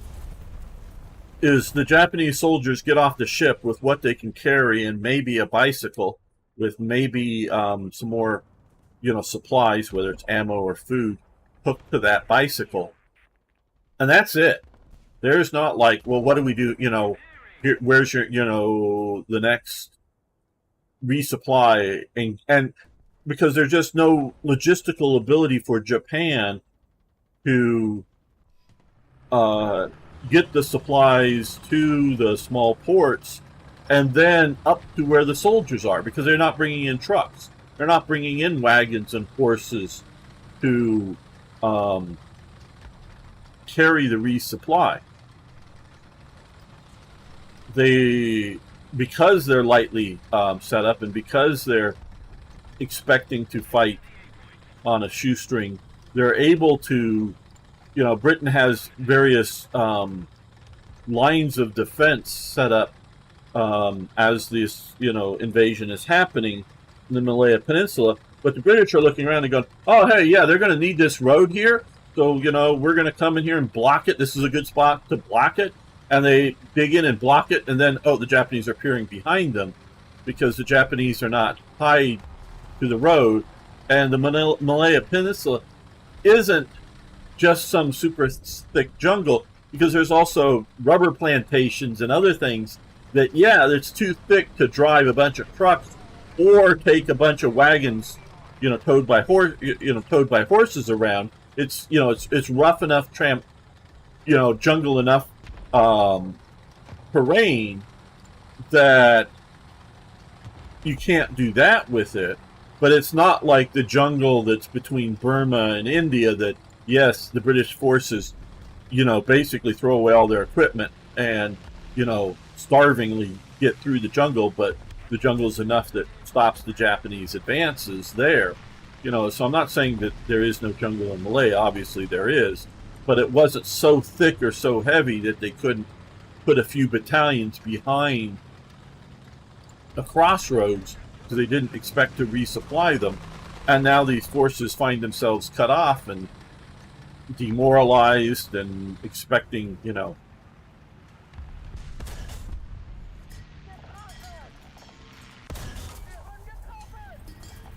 So yeah, it's, logistics has become one of my understandings, or how I understand World War II.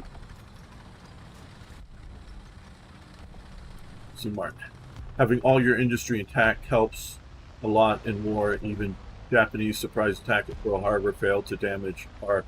Oh yes. Now this is one thing that Japan never really figures out in any of its strategic planning is that it cannot functionally destroy our shipbuilding capabilities.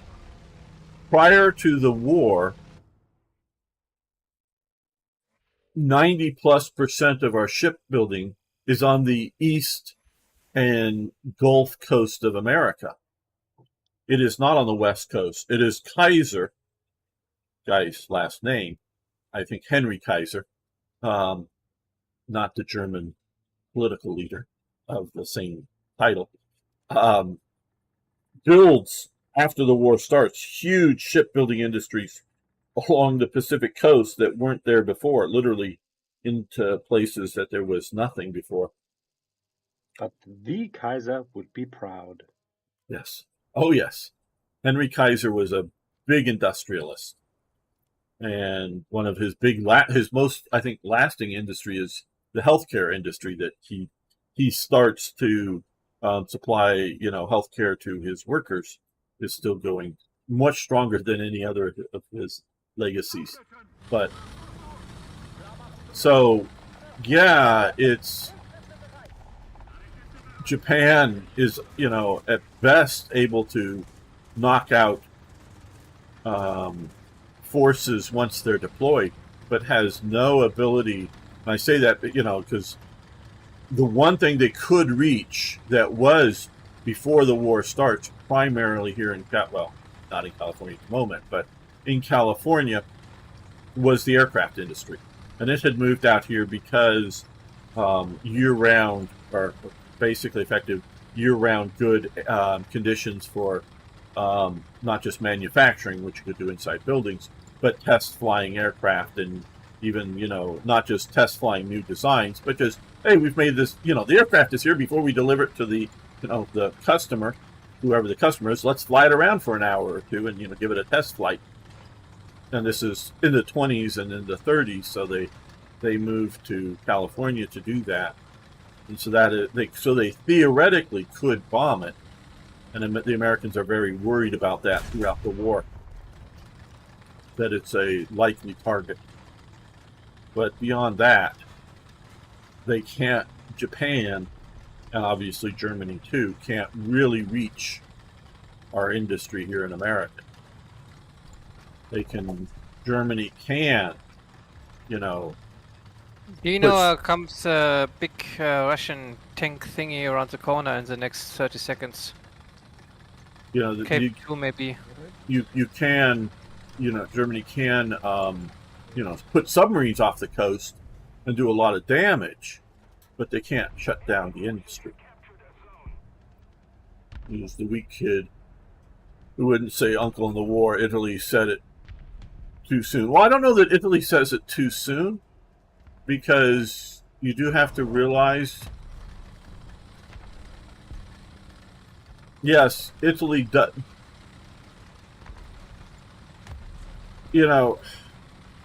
Italy becomes a battleground. But would it have been any better for them to fight the Americans for another few months? Once they realize they can't stop an Allied invasion, because I think that's still, and yes, America's leading it, but the British are still very, very involved in that. Once you determine you can't stop an invasion of your country, why keep fighting?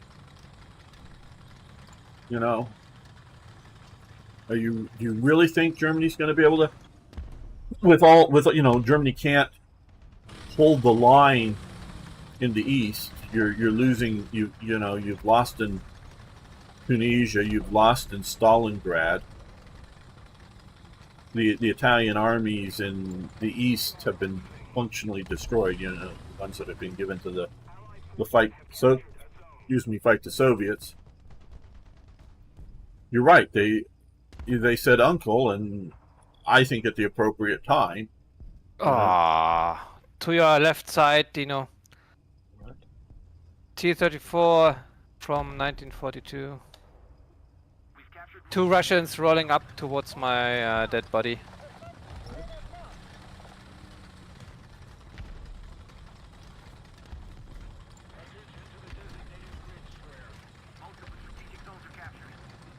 And there's a bunch of cultural reasons for Japan not being willing to surrender. Because even when they sort of, kind of, vaguely, and I do mean it that sort of way, surrender to Commodore Perry, to the Americans, that was just, hey, let us have some sort of treaty port trade stuff. And of course, they all realized that Perry's naval expedition wasn't going to take over Japan, was incapable of it, capable of bombarding a lot of ports and disrupting a lot of, shipping activities, but wasn't able to take Japan. And so that was sort of embarrassing, but not a conquest. And Japan had stopped the two Mongol invasions, during their, earlier periods, and were able to knock the Russians out, by defeating by having more or less a stalemate on land and defeating their big naval attempt in the Russo-Japanese War. So they sort of, kind of, again, were trapped by their experience in history and not understanding that Japan could be taken.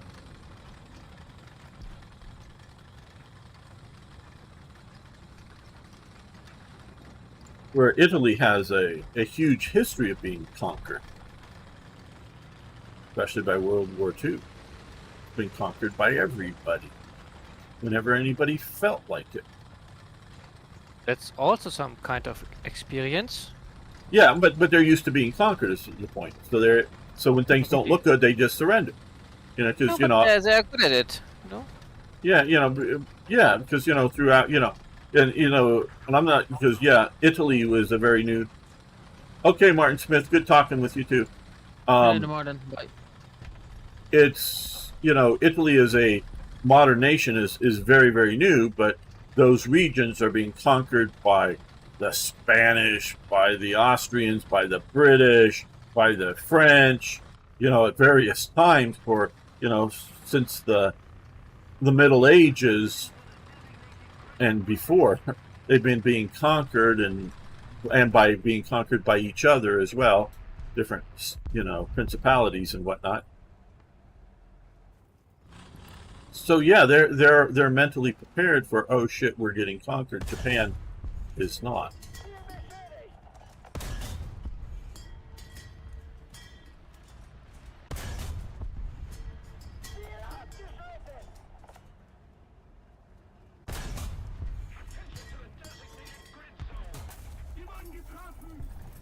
Oh.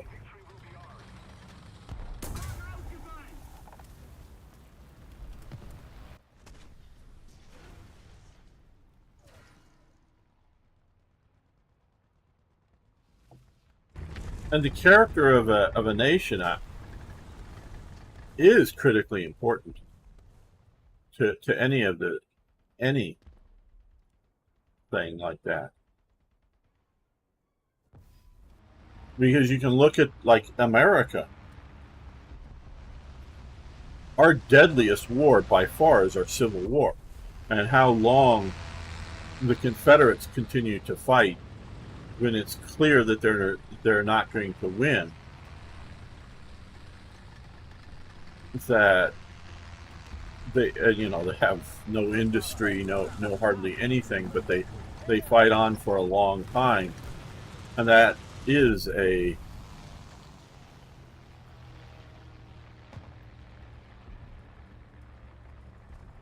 thing that and you also look at Britain. Britain, the last successful military invasion is in 1688, and there is no fighting in that one. They just basically surrendered to the Dutch. Hear that, Arno? Yeah. They did. They surrender to the Dutch without fighting. That's why they don't sort of mark that as a. Anna, when you got time, you can come to me and kill a big Russian. I'll try. So they're just not used to the idea of national defeat. Britain's well used to the idea of, oh hey, yeah, one colonial expedition or another, to Afghanistan or to South Africa against either the Zulus or the Boers. Yeah, we lose battles and we even lose full expeditionary forces. But yep, joining with the artillery on B. But he's dead. We don't get conquered kind of attitude.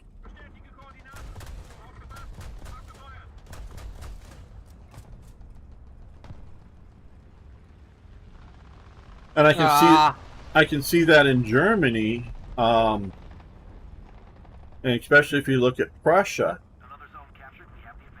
Prussia has a really long period of time of not being conquered. Well, that's Prussia.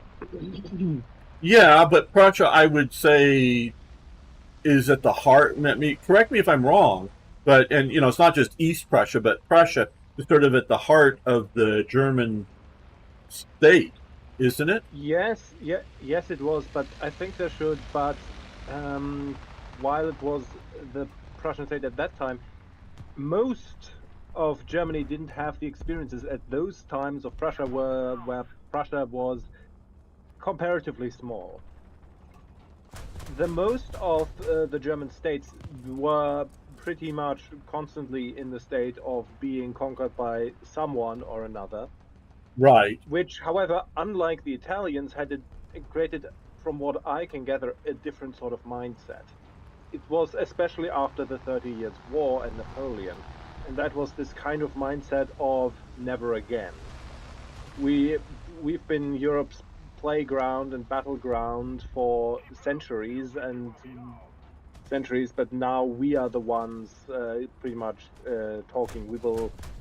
This will not happen to us again. And this is also the same thing with Prussia.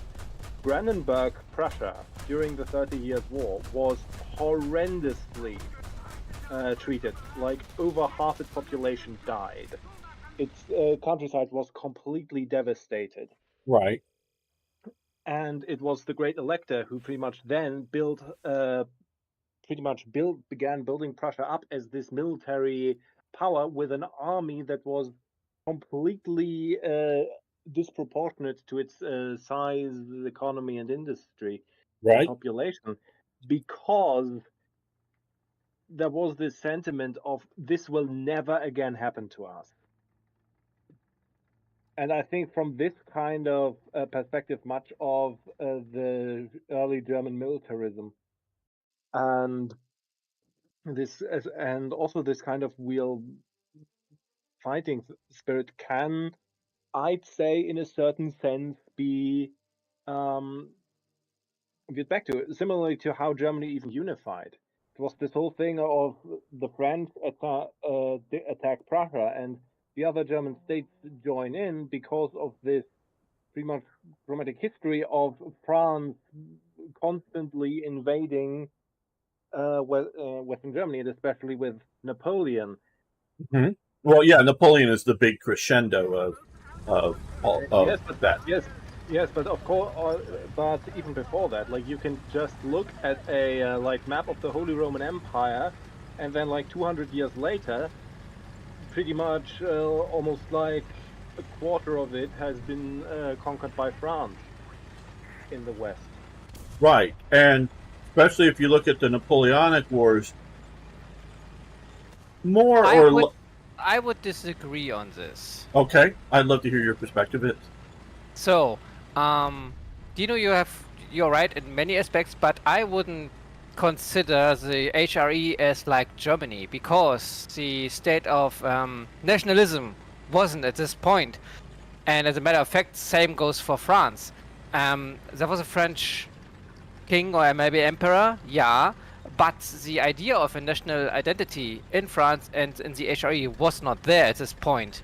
So to say like the regions in western on the western part of the HRE, to say that they were German, no, they don't were German. They were kind of border regions, and they were half French, maybe half German, but you can't say or they were Burgundian. Yeah, Burgundian, which is just another kind of French. So, I wasn't talking from a modern day perspective, but from a contemporary perspective. Yeah, okay, meaning pretty much, yes. I am perfectly aware that like the free county of like Burgundy or like the Belgium, what is nowadays Belgium, weren't what we would today call German. But to the people in the contemporary time, they were parts of the empire, and the Holy Roman Empire was, to many people in the contemporary time, the German Empire. Now, it wasn't like nationalism as we would call it today, but there was a certain sense of being German. It was often called from like, of course, I'm talking now from like the 30 Years' War, around that time onwards. Often also just called German Empire at that point, especially after the 30 Years' War, when the Italian parts of the empire were shorn off.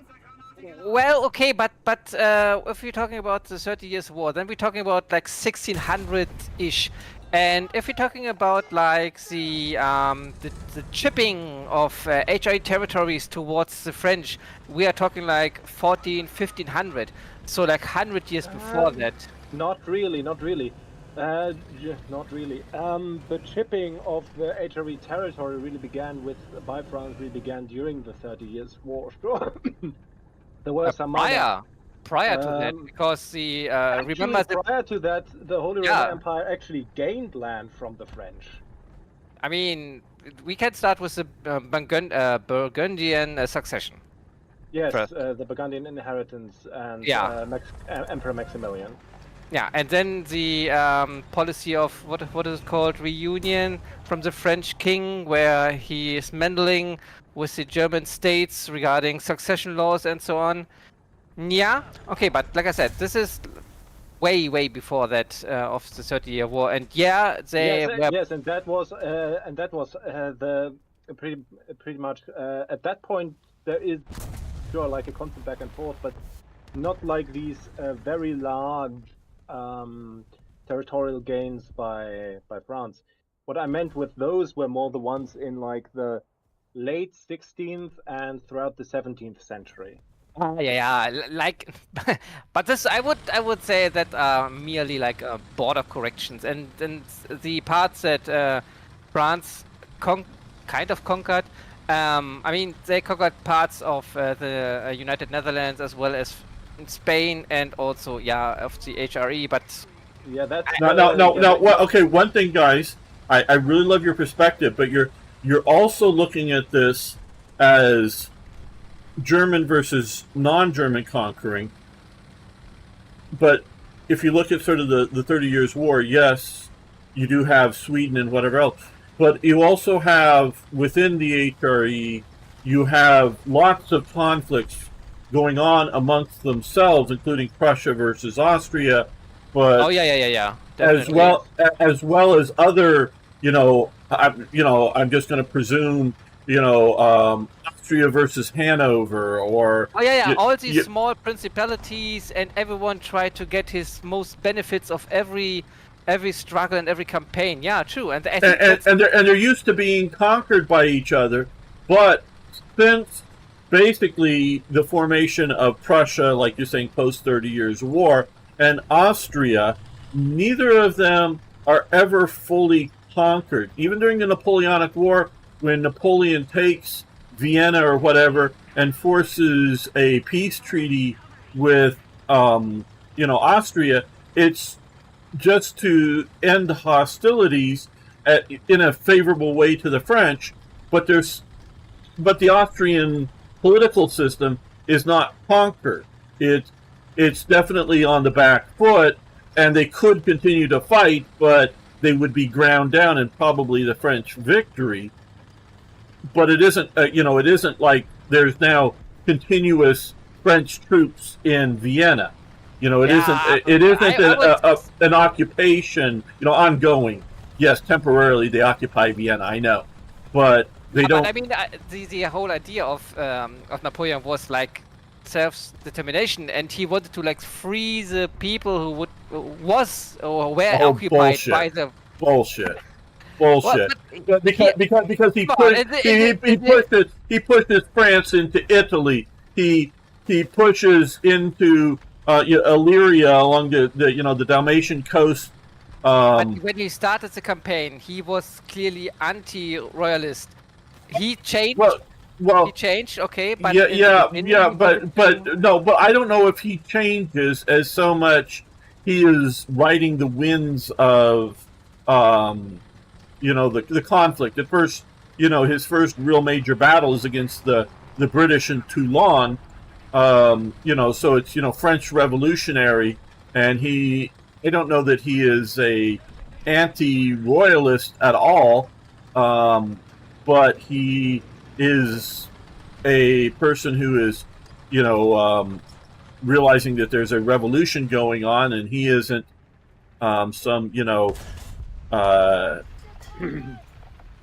central person to the French state.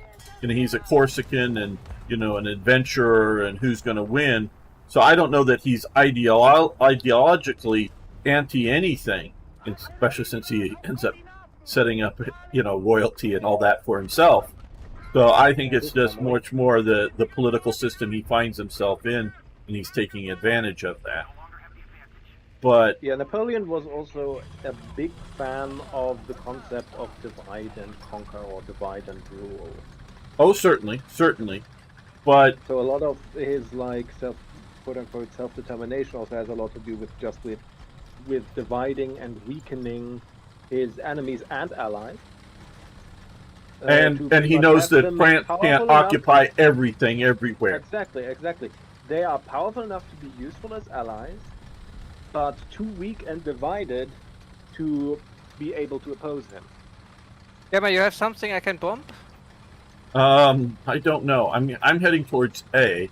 Then I put a bomb on A. Sure. And it's out. Watch it. It's a big German bomb. Okay.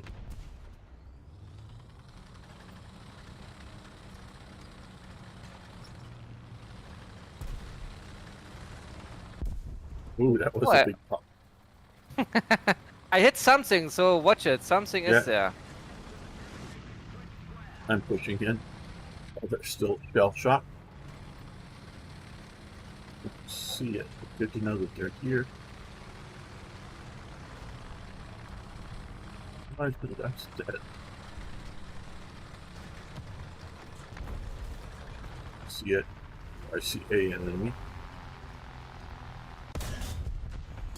Okay.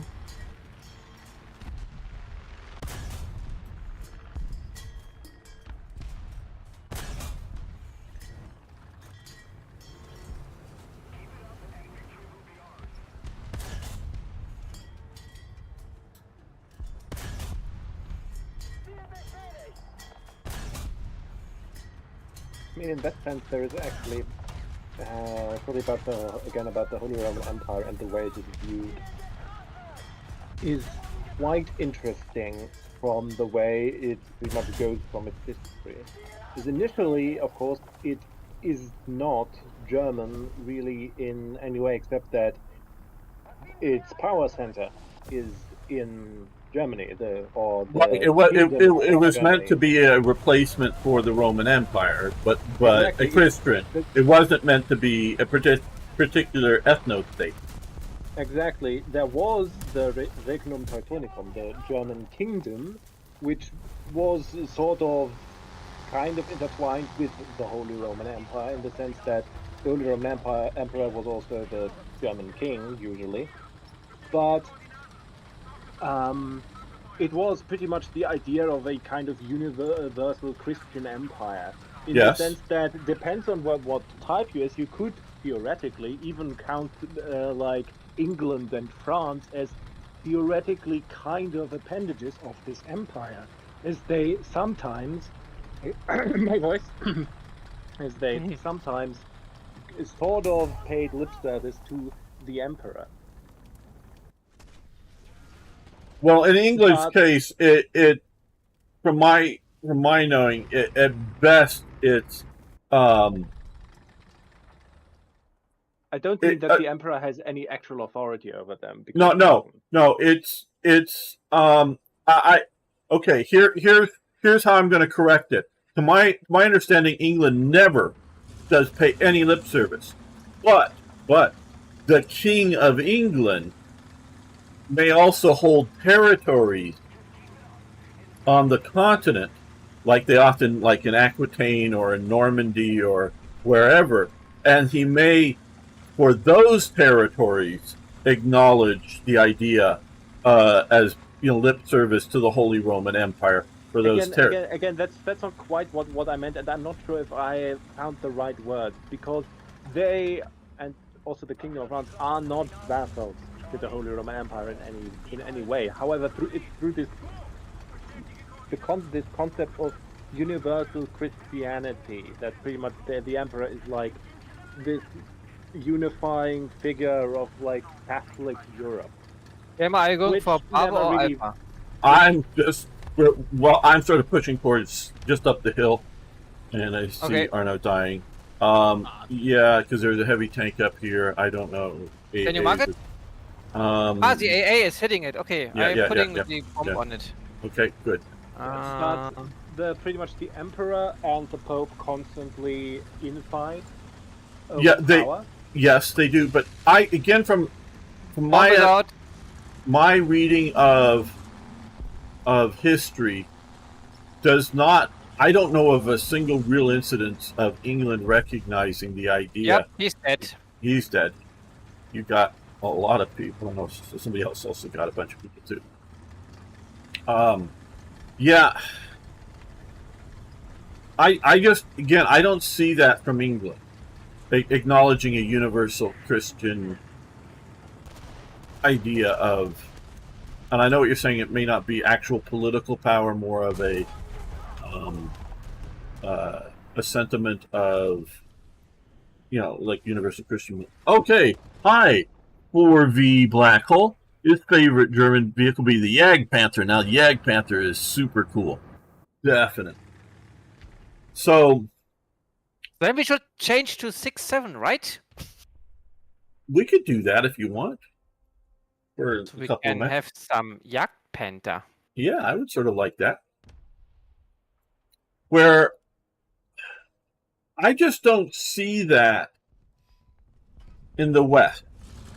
Now, maybe I'm missing it because I'm not, I've had classes on, medieval European history, but they're not, super detailed because they're just sort of a survey course of that. So I don't even sort of see that when we're looking at the Crusade, sort of universal Christendom, but not universal political Christendom. Sort of universal under the Pope in the religious sense, but Yeah, not. but Gamer, the Pope has the crown, the tiara. That means he has the power over all Christian on Earth, right?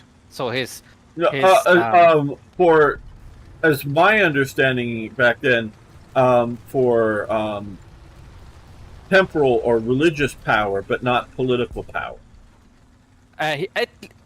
This is like like 3 crowns in one, because he is A, the Bishop of Rome, he is B, the highest. Yeah, there is. and Yes, he does directly rule some territory. Yes, like yeah, around and Rome. the third crown is for political power over all Christians. Therefore, that's the whole thing between the German Emperor and the Pope, because they can't really decide who has the political power over the Christianity. And Now, well, The emperor pretty much says, I am the emperor of Rome. Pretty much, I am the highest authority in Christendom, both worldly and spiritually. Meaning the Pope is pretty much my subordinate, whereas the Pope says, "No, I am the highest authority. I crown you. Thusly, you are my subordinate." Yeah, Yes. it just And goes forth and back.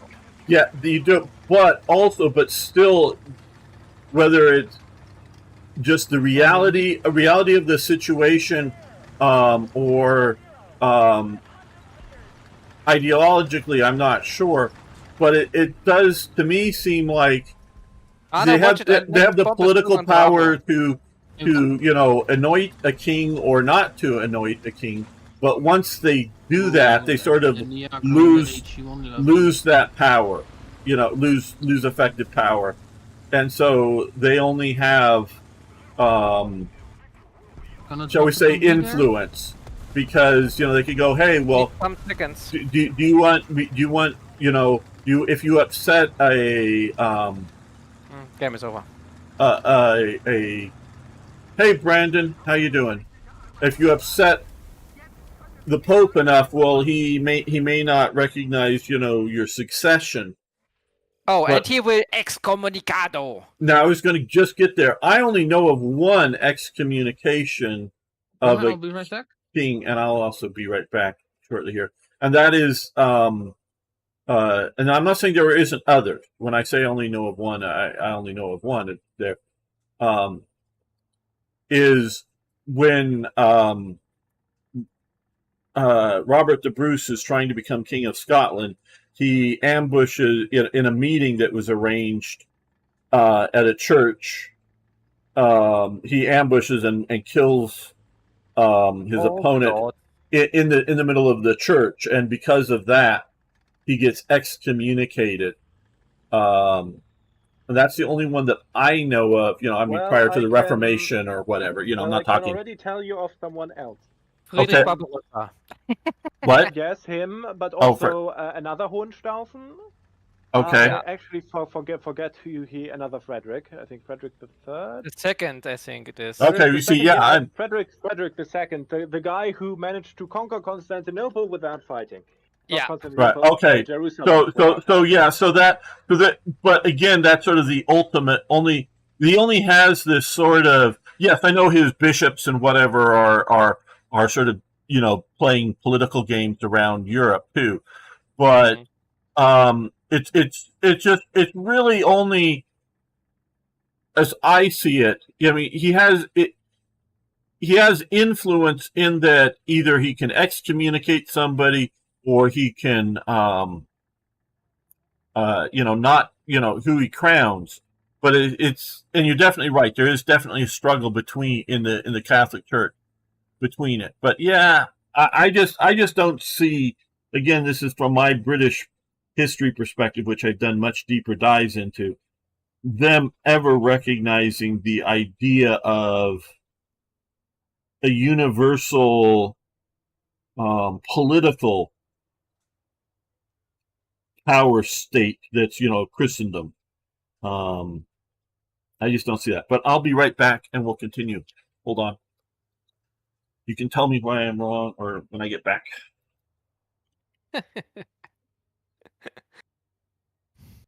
Ich glaube, da braucht man einen ganzen Abend, um das auszudiskutieren. Ja, die Geschichte des Heiligen Römischen Reiches ist, ich meine, das Interessante ist ja auch, dass es heilig erst unter Barbarossa wurde. Davor war es einfach nur das Römische Reich. Ich meine, wenn Gamer sagt, da ist kein Wille gewesen, politische Macht zu haben, ich meine, was ist denn dann mit den ganzen lateinischen Reichen, die im Zuge der Kreuzzüge da aufgeploppt sind, nachdem Konstantinopel gefallen ist? Und dann hast du, glaube ich, hier Edessa und ich glaube, Syrien hat ja auch eins gehabt. Und es sollte ja eigentlich irgendwann auch einen König in Jerusalem geben, ne? Also es gab einen König in Jerusalem für irgendwie 100 Jahre oder so. Ja gut, aber der hat, glaube ich, nur über die Stadt geherrscht, so ähnlich wie der Präsident in Kabul. Das Königreich Jerusalem, also zum Höhepunkt der, sag mal, Kreuzfahrerstädte, alright, hatten die da recht große tatsächlich Reiche. Das ist das Königreich Jerusalem. Das herrschte über. What? Are we going to do 6-7? I would say because we want to do Jagd Panther. Okay, I am back, and yes, let's go to Yag Panther time. Is that really for 6? No, let's. Yeah, we were just talking about the when you stated that you don't see that there's like a drift towards political power by the church, and I was making the argument that during the Crusades, you know, the Mhm. political entities that appeared in the Holy Lands, and also the Latin empires along the now Turkish coastlines. Right. I would say this is like a grasp on political and worldly power to say via religion. Yeah.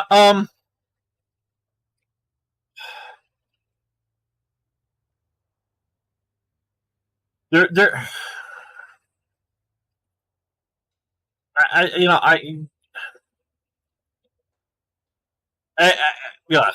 I'm sort of stumped at how to answer that, because yes, there is definitely the overall perspective of wanting to have Christendom in political power as opposed to presumably Islamic states. Okay, we're all ready. Let's go. There is that. I can see like you have the right now you have the Islamic Republic of Iran, right? And I Right. would say you could kind of see the same kind of political entity in the Crusades.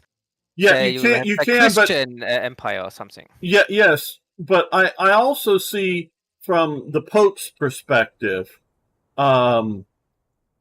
looking at it as being a referee as much as anything else, as really trying to have, yes, political power in the sense that it's going to become a Latin / Christian, Christian Latin political state, absolutely, but. Yeah.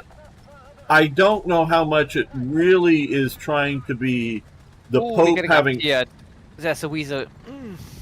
trying to be in political power, as opposed to refereeing between these forming states that try to keep them from being conflicting with each other and fighting the real enemy, kind of thing. At least that's. Yeah, but I mean, isn't this like the cause that the or kind of cause that the English crown decided to we make our own pope and we make our own church or branch of church, because if the pope is not divorcing me from my wife, then I'm getting rid of the pope in Rome and make my own.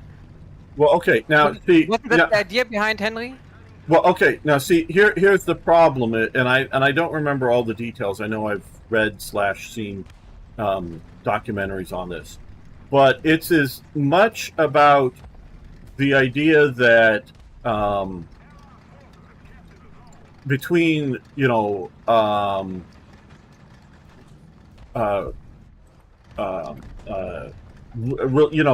family relationship as well as political power relationships that the Pope was beholden to, that Henry wants to divorce wife, and I forget of what king, and it wasn't, and so he wants to get the divorce through, and the Pope wasn't allowing this divorce for political reasons as much as anything else, as opposed to doctrinal reasons.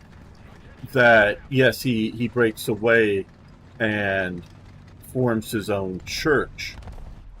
So it's I see that as much as the Pope is being held to non-religious powers, meaning you're not going to get my support and other things from, I think the King of Spain or somebody, if you allow this divorce, kind of thing, is my recollection there. I think it was about that he wanted to have like an heir, and well, yeah, he wanted a male heir, and he wasn't getting it. I mean, that was the practical thing. So he wanted to divorce his wife, and with the one particular, I'm not remembering which one they wanted to divorce over. I know they executed Anne Boleyn, but No, she's the one he wanted to divorce his wife over. yeah. Well, I mean, she was the replacement, but then later she gets beheaded. Huh. That is sort of the issue, and you gotta Henry VIII was an uber Catholic. He writes a book on defending Catholicism, blah blah blah. Now, and this is before this, so he is trying to suck up to the Pope, and I think I don't know how much any of these people actually believe whatever they're saying, but he comes out massively in support of Catholicism and the Pope's power and whatnot, and then later breaks off his own church. And his church is not the Protestant church. It is a sort of an independent Catholic church, if you will. Hey, Ericy. Yeah, it's quite literally this whole thing of screw you! I'll make my own Catholicism with blackjack and hookers. Right. Yes. I mean, later on, it becomes the English Protestant Church with his daughters. Some of them. One of them goes back to trying to be Catholic. What are you guys doing today? War Thunder. Nice. And talking about world history.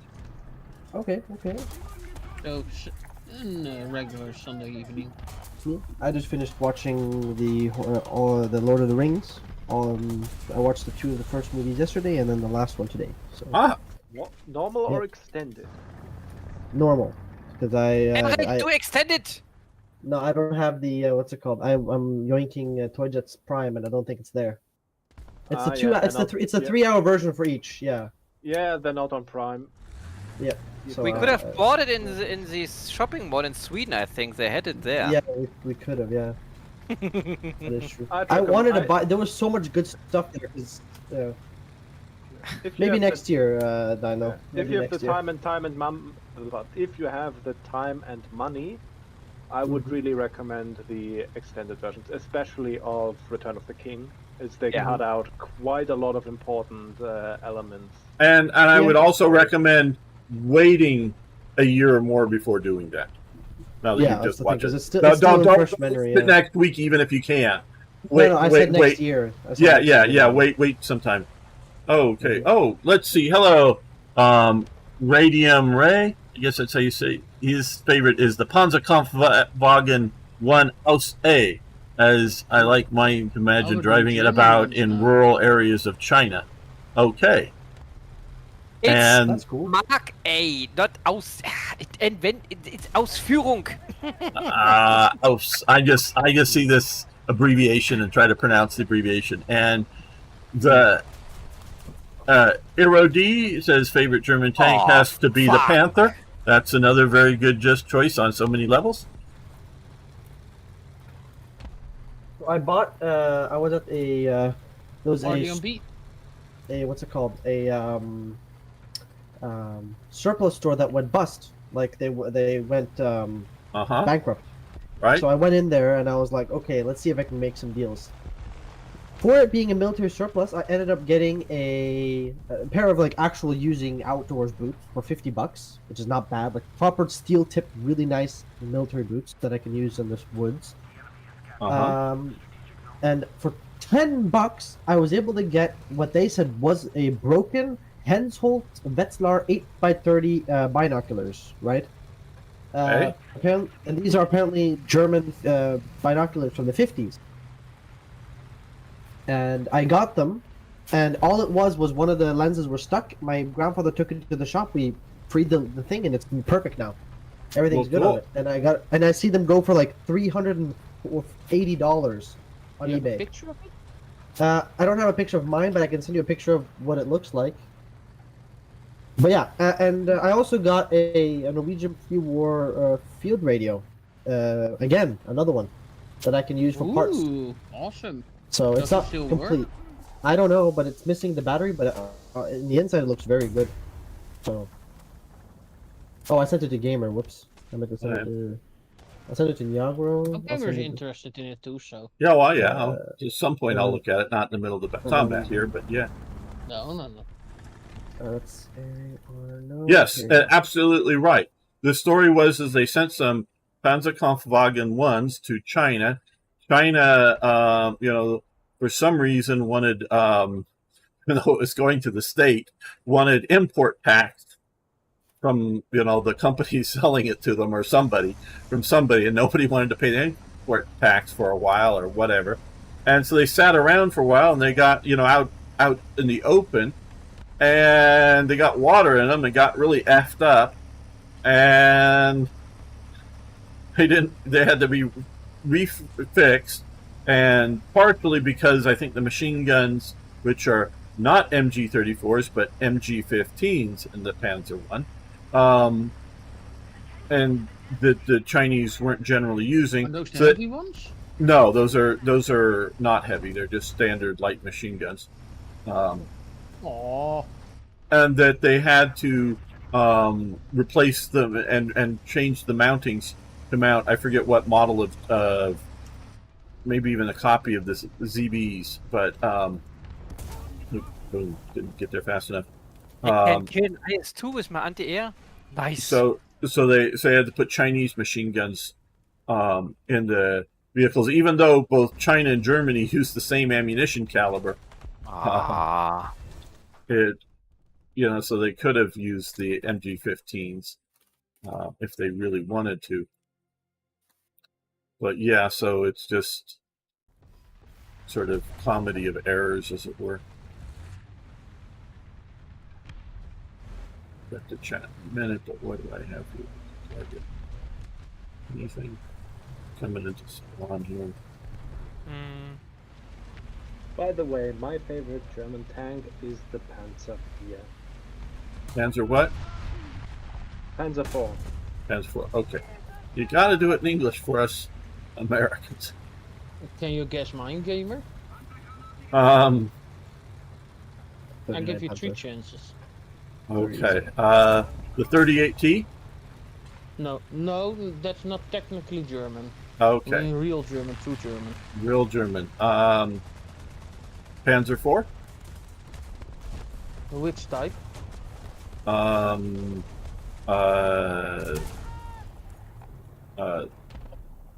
G. Ooh, you're very close. I think it's the F2. Well, let Gamer. Okay. Yeah. Well, I mean, F2.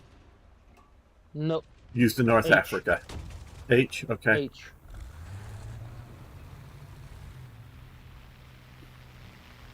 And yours? American guy sounds like Trump when he says China. It really puts some twang in it. Yeah, well, China. China. China. Yes.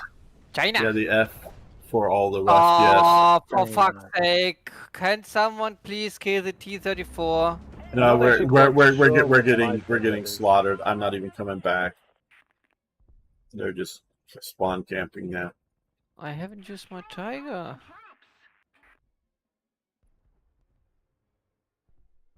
Ooh, ME262. How about your favorite German aircraft of World War II, Gamer? Mine. World War II favorite German aircraft. Got to think about this because I don't just automatically have one. You can split it into bomber and fighter focus. I'm trying to think here. What would it be?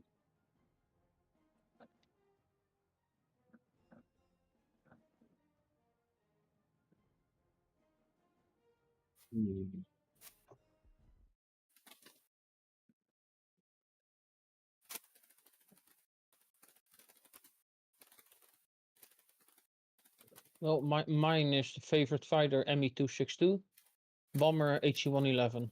Oh, for fuck's sake! How can he? Ju-52. All right, and Okay. why, if I may ask? Because it is probably the most important aircraft for Germany. Most important transport, yes. Well, aircraft. I mean, it's also a bomber. It's used in You Spain could as a use it as bomber, a bomber, yes. and it's also my understanding, the primary training aircraft for Germany. So it's the primary trainer. True. So, and yes, it is also important as a transport for parachute operations. It's important for air supply, whether to North Africa or to Stalingrad or some of the other pockets. It is probably the most critical German aircraft. I know it's not the most coolest aircraft or whatever, but It has its charm. and yeah, it does sort of have a charm. I've not flown in one. I'd love to, but you know, And where it's did they charm. lost the most of them? In a short time?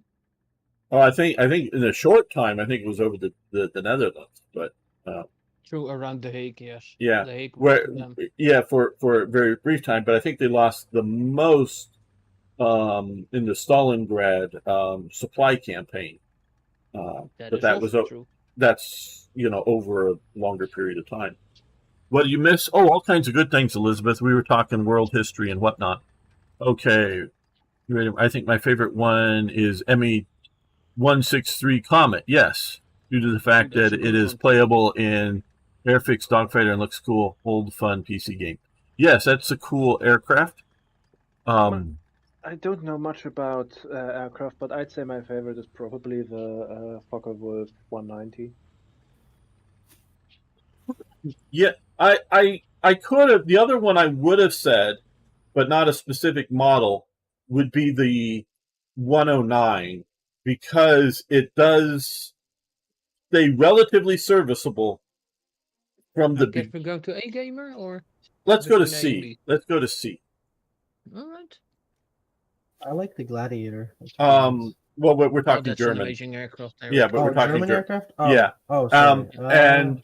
And so it's from before the war breaks out in Spain, the 109 is being used there, and it's still being it's not the most or 7-7. the best. We're after this match, we're going to go back down lower PR, but it's not the best aircraft up in the air, whatever late model 109s, but it is still a reasonably effective fighter aircraft at the end of the war. So it is that sort of versatile through the war, but not a specific model. There is a part of me that I'm not sure exactly why, but that just really likes the Stuka. Yeah, the Stuka is sort of cool and its gull-wing look and all that, but and it's really important, obviously, at the beginning of the war. But it just doesn't have that, long-lasting into the, later parts of the war. Yeah, with the Stuka, it's mainly aesthetics, I believe. Yeah. Well, that's a good reason to like an aircraft. I mean, none of the question, I sort of posed, what's your favorite doesn't mean what you think the best is. It's just I like why. the Horten because it looks so out of time. German aircraft with The Horten, you saying? Yeah, because it yeah. looks so out of touch. Yeah. Like, it's so different to everything else. Doesn't matter if it worked or if it's so stealthy what it wasn't, but it just looks so fucking different. Well then, obviously the best German aircraft is the Flugscheibe. Oh yeah, the UFO. Exactly, it is the best of the best, the ultimative Wunderwaffe. And Right. of course, no, the You greatest had it in the movie, right?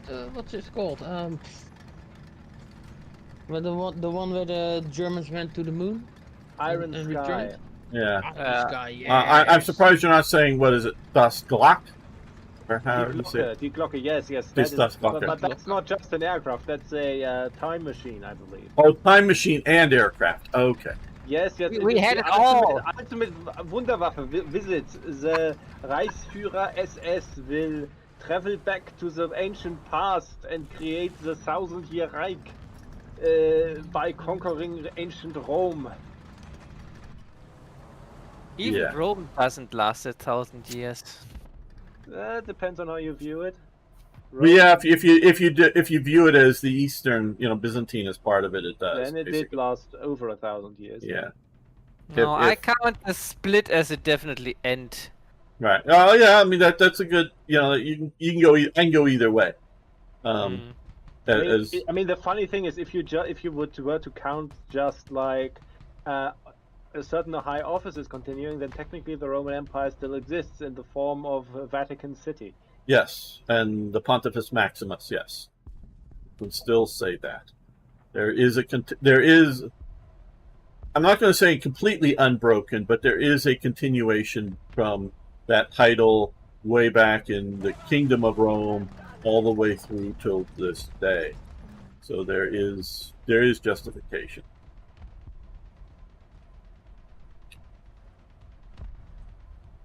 The ME-163 Comet is so interesting, but it is also such an immediate dead end, meaning no one continues to use rockets other than maybe a booster for taking off big cargo airplanes or trying to take jets off of like off of a submarine or something, a immediate burst of speed, and then jettison a rocket after it. But yeah, it's an interesting idea that goes absolutely nowhere.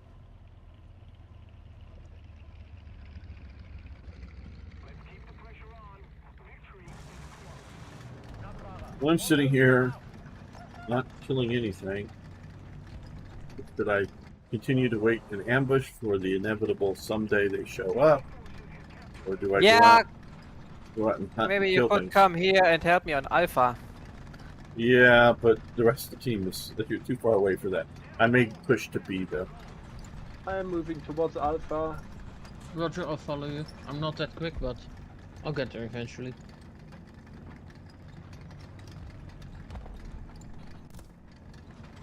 Dino, when you're going to Alpha, there's one of these fucking recoilless, what is it, like, Italian? No, American. Oh, well, maybe Okay. there's also some Italian, yes.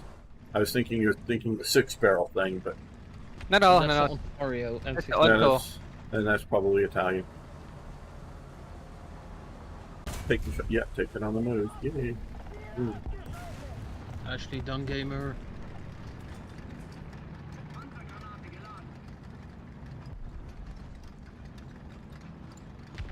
Okay, I have decap B.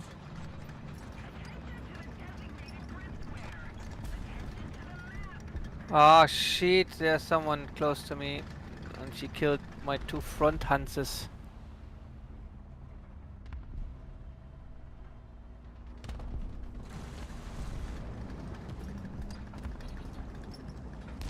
Oh, there's a big thingy over here.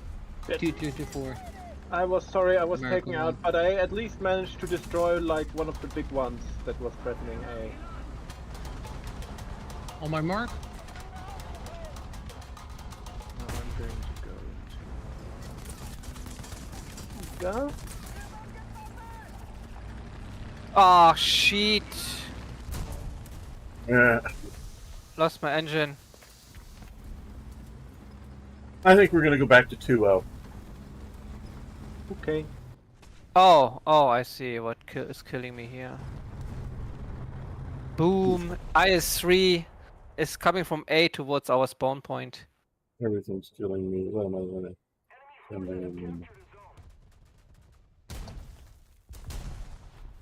Something to die in.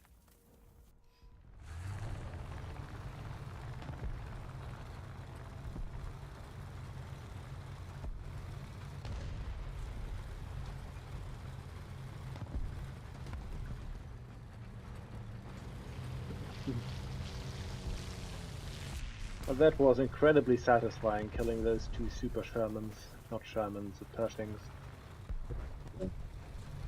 with my Jagd hunter. And Elizabeth's favorite German tank is the Panzer IIIs. I've seen a Tiger in real life before. There's some destroyed tank holes around the country here. Oh, that's cool.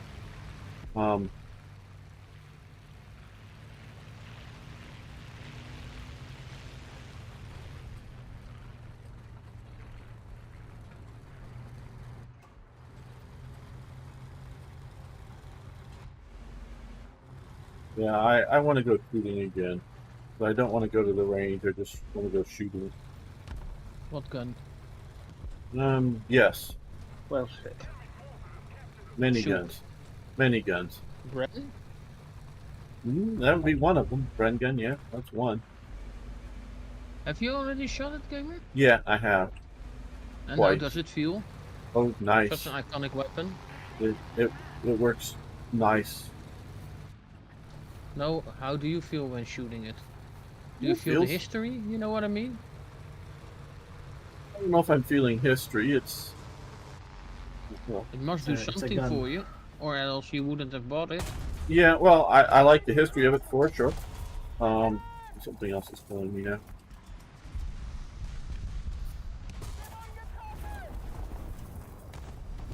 Yeah, no, the history's really cool.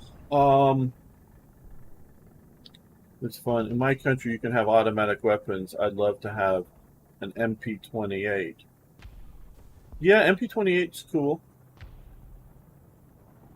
Here, in the state that I'm in, I can have automatic weapons, but only ones that were in America before and in the public's hands, in America, in the public's hands before 1986.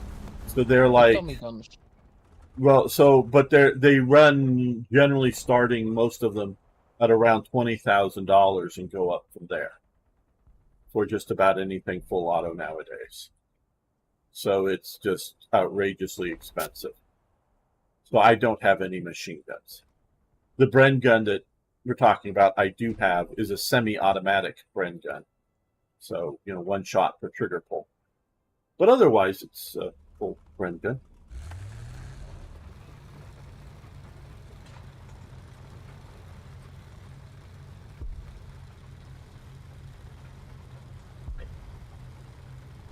Kameraden, it seems we are losing this fight. Yeah, we are. Maybe. We're going to go back to where we can kick butt. So we had 3 games and 3 times up tier. Let's say Yeah, that's why the 6-7 German, experience. I almost, except for I was going to have to change my lineup, and presumably you guys would have had to try to push it down to 6-3 just to play, at the Yag Panther, but even then it would probably be up here. And I get so sick of this. If we were just playing, with Super Pershings and similar, World War II era, there might be 1948 or something vehicles, I would feel good about that. But this is just not fun. I don't hate the Vietnam map, Erodi. It's not my favorite, far from it, but I don't hate it. Not your The favorite. regulations of the ATF don't really stop a determined. Oh, of course not. Criminal, they got a lot of weird rules like the bump stock. Well, the bump stock has been overturned. Bump stock, you can now have bump stock. That went to the Supreme Court, and I think it was a 6-3 decision in favor of the bump stock. And because even the one rather conservative judge there, who is who is not very much of a gun thing, she actually did watch a lot of videos. You could tell from her comment. Says, can't you just do this thing with a rubber band? What effectively the bump stock is.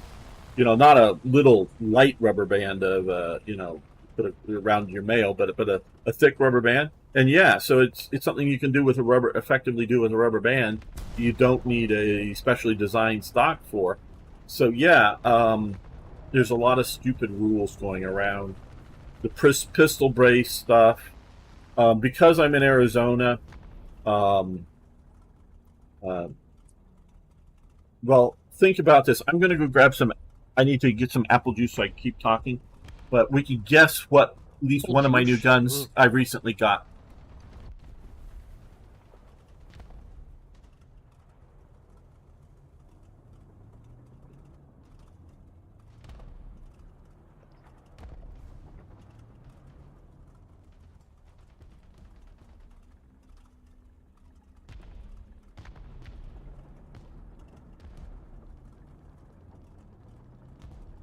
planning on streaming again?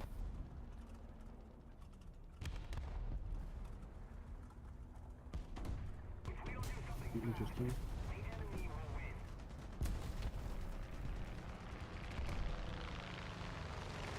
I'll also quickly get myself something to drink. I'll be right back. Yep.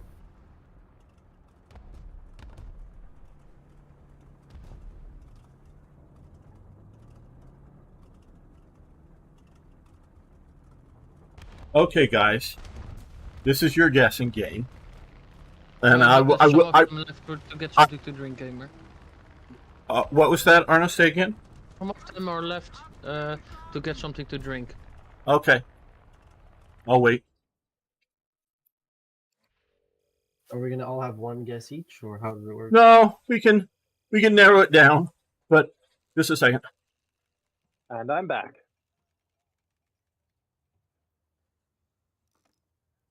Okay, Yes, yes. what cool gun have I may have mentioned this to one of you or something, but I've got several. But what cool gun have I recently got? Yeah.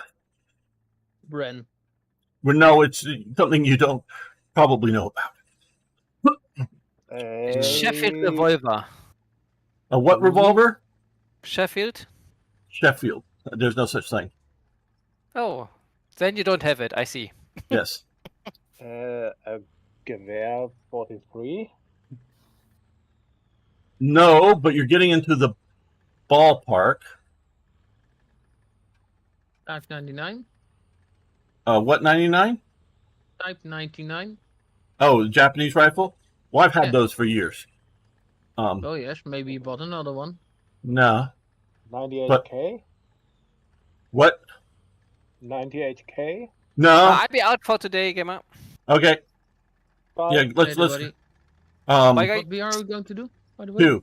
Two. No. But A Garand. no. But you were close in that. It's 9mm. Luger.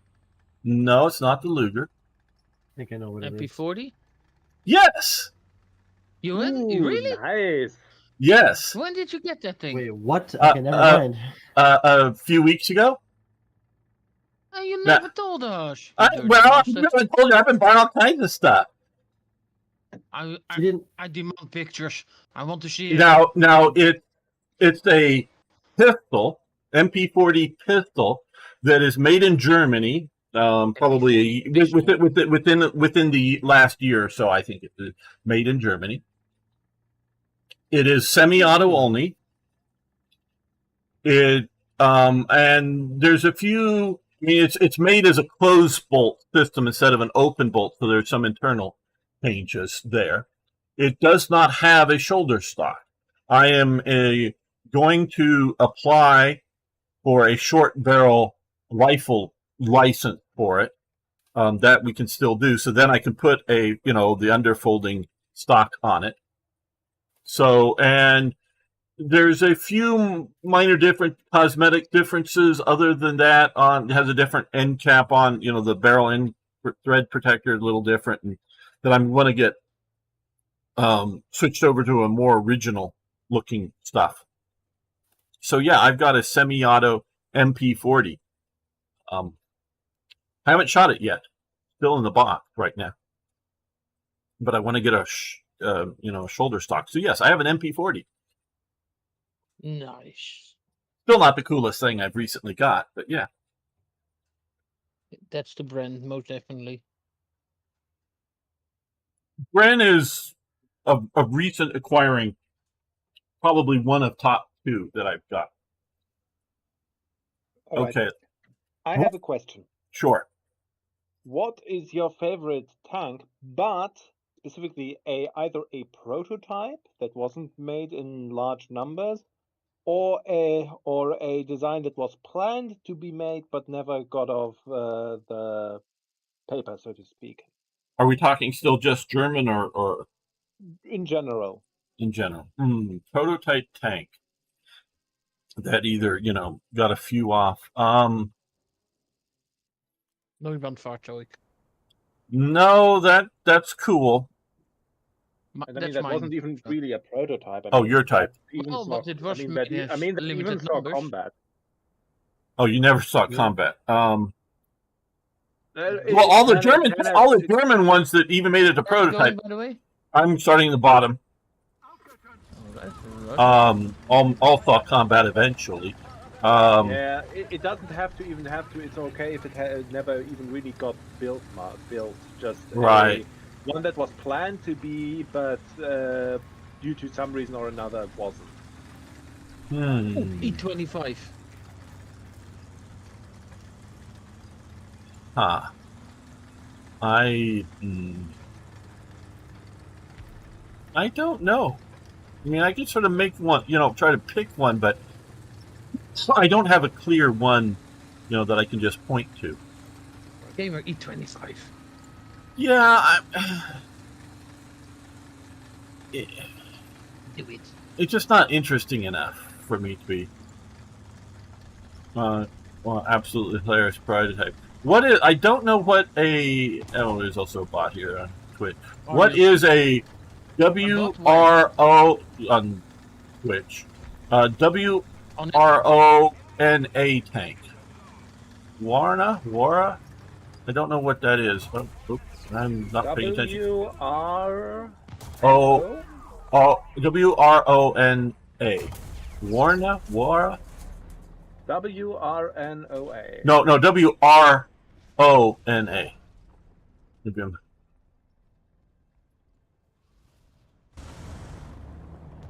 I have no idea. I just googled, and all I see are like women's clothes. Okay. Warna looks like a submarine with guns in the front. American design looks silly. I don't know that vehicle. And that doesn't sound like an American designation, so What a saloon. I don't know what that is. Oh. I know what mine is. It's the Sturmpanzerwagen Flashbläschen. Or Sturmpanzerwagen Upper Silesia.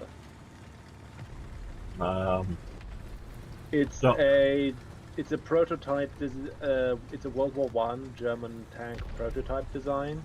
Okay. I think they made like a wooden mock-up of it. Is this the super big thing? No, that's the Carwagen. That one never saw action, but that was actually one that was actually fully completed. Now, the Oberschlesien was planned to be built, but it never was. And at least on paper, it is a really, really interesting design, as it largely resembles like much more modern designs from like the 20s or even 30s. Okay. Yeah, I don't right offhand know it. Quite a few aspects. Maybe I've seen a picture of the drawings or whatever, but not that I recall. So yeah, it had a central large central turret with a main gun, and I think it like one or two like small machine gun turrets. But the main thing is like the main gun, and it had a pretty decent engine was planned for it as well. Okay, here at least for like World War One tanks fairly fast. Right. Here's another sort of question I want to know. Firearm, not a handheld firearm, so not like a machine gun, a big machine gun or something, but handheld firearm. What is the coolest handheld firearm ever? Any period, and you and chat can play too. What you mean like rifle or machine pistol? Rifle, machine pistol, a handheld firearm. What's the coolest one ever? The coolest M95. one. What? Mannliche M95. Okay. Which do you know? Like, if we're going with pistols and just the coolness factor, then I have to, of course, go with the gun sword. The Japanese gun sword thing? No, not the Japanese. I'm talking about like the European ones, where you have like from like the 16th century or 17th. Yes, I know what you're talking about. Yes, but let's move it to cartridge era. All right, then I'll have. All right, while this won't have a cartridge, then I'll go with the Mauser C96 pistol. Ooh, Okay, that's getting that's close.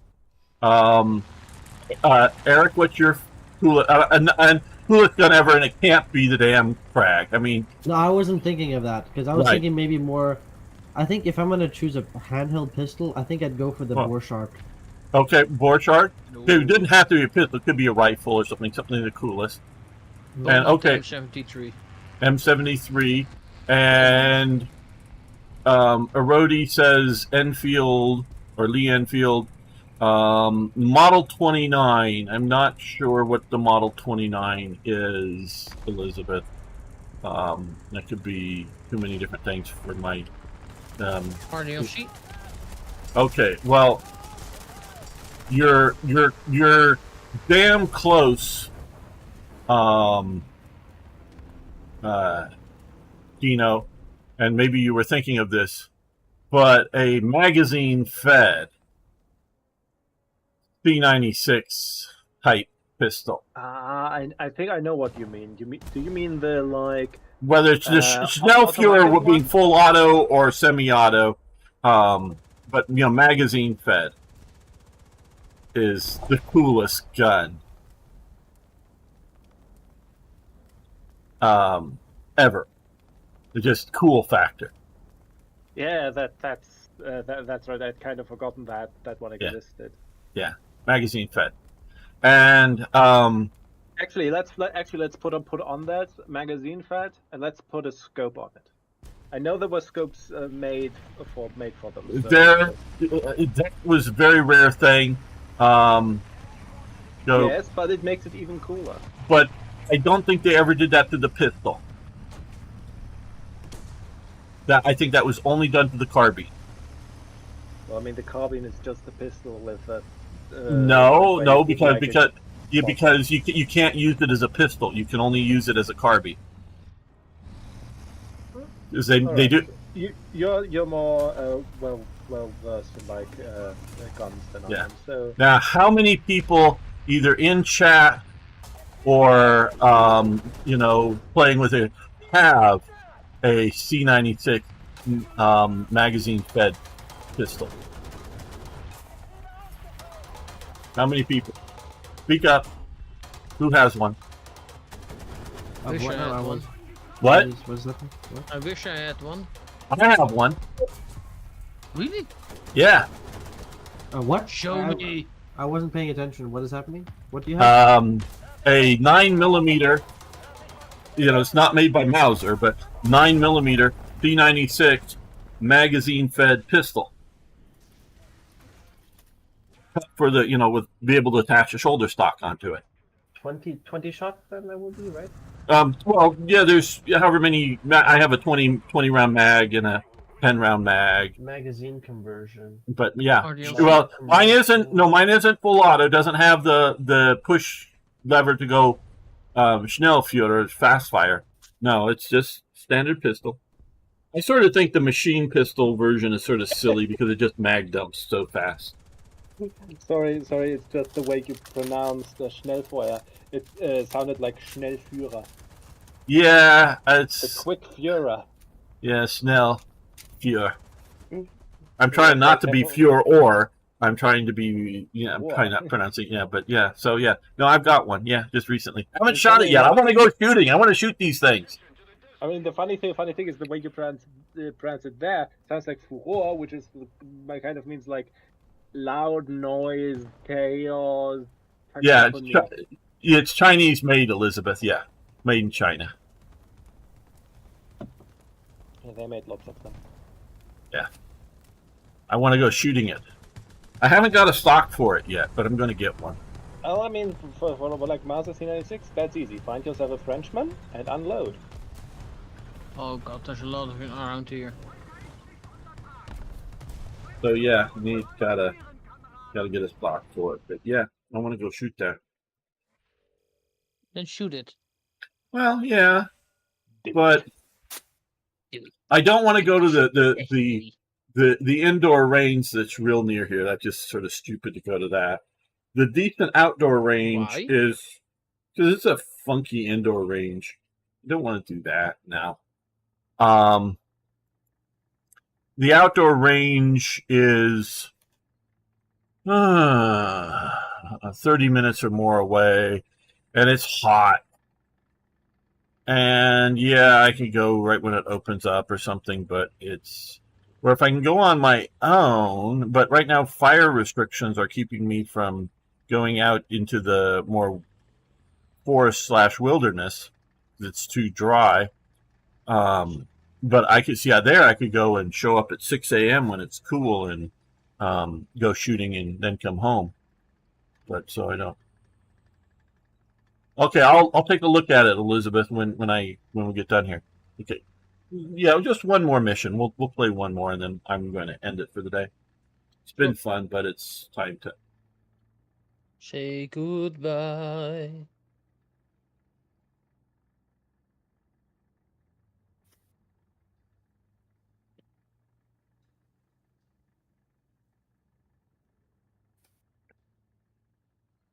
Alles geht vorüber, alles geht vorbei. Erst geht der Führer und Oh, dann this geht map. die Partei. What do you know? Haven't seen this one in ages. Yeah. It's very unique. Southern Spawn, I guess. Yeah, I prefer it. But you guys can go with others if you want. I'll go Southern Spawn. I'll also go south. Go south, life is peaceful there. Go Go south, west. in the open air. Go south, To begin anew. go south. This What is song are you guys we singing? do. What song is that? Village Go people. west, I think it's called. Yeah, go west by the village people. Okay. That never made Yeah, a dent. I mean, I know YMCA and in the Navy and, maybe one other thing. Those are also good. Well, I don't know that they're good, but they're village people songs. Well, I quite like Go West. There's a nice melody. Yeah, but you see, you got to remember from my generation. Okay, dude, I'm just going to spin right around here and let you get out of the way because you're in my way. Okay, there you go. You got sort of over saturated with the village people way back when. Yeah, that's quite the problem. Back in the 70s. Yeah, that was before my time. Yes. It's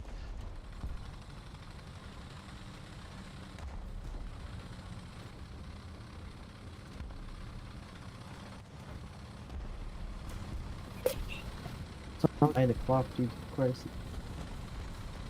It's fast.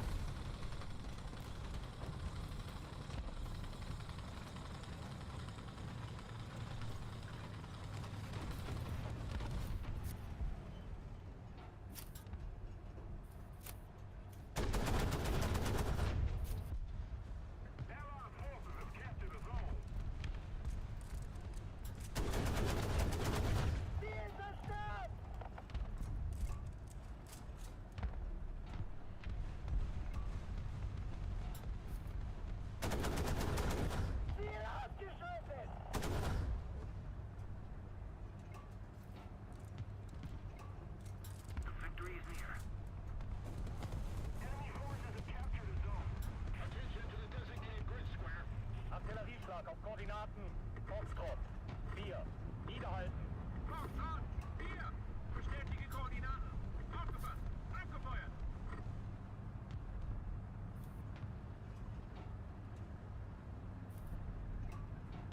Wir wurden getroffen.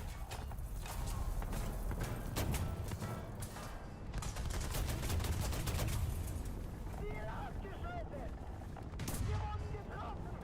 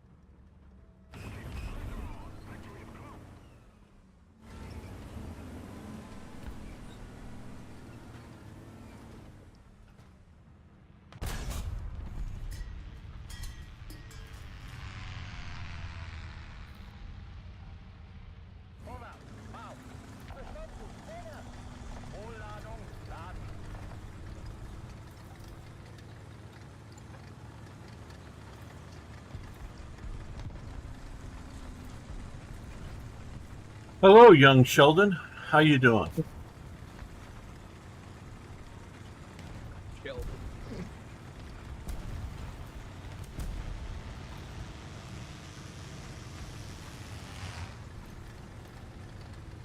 Well, good to have you here.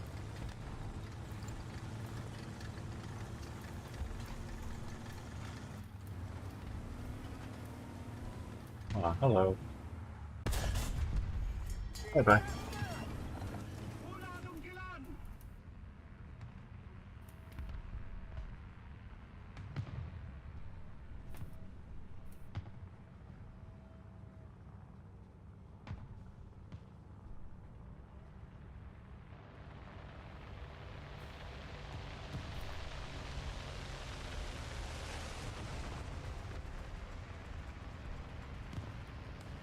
Another zone captured. We have the advantage.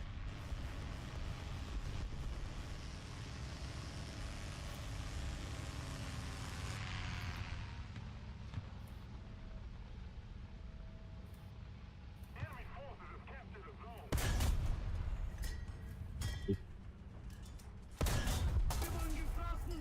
Ziel zerstört! Somebody's on C. A little more effort, and Yep. victory will be ours. RDLC.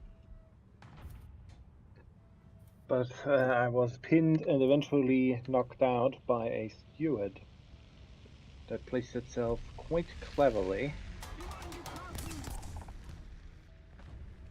near C.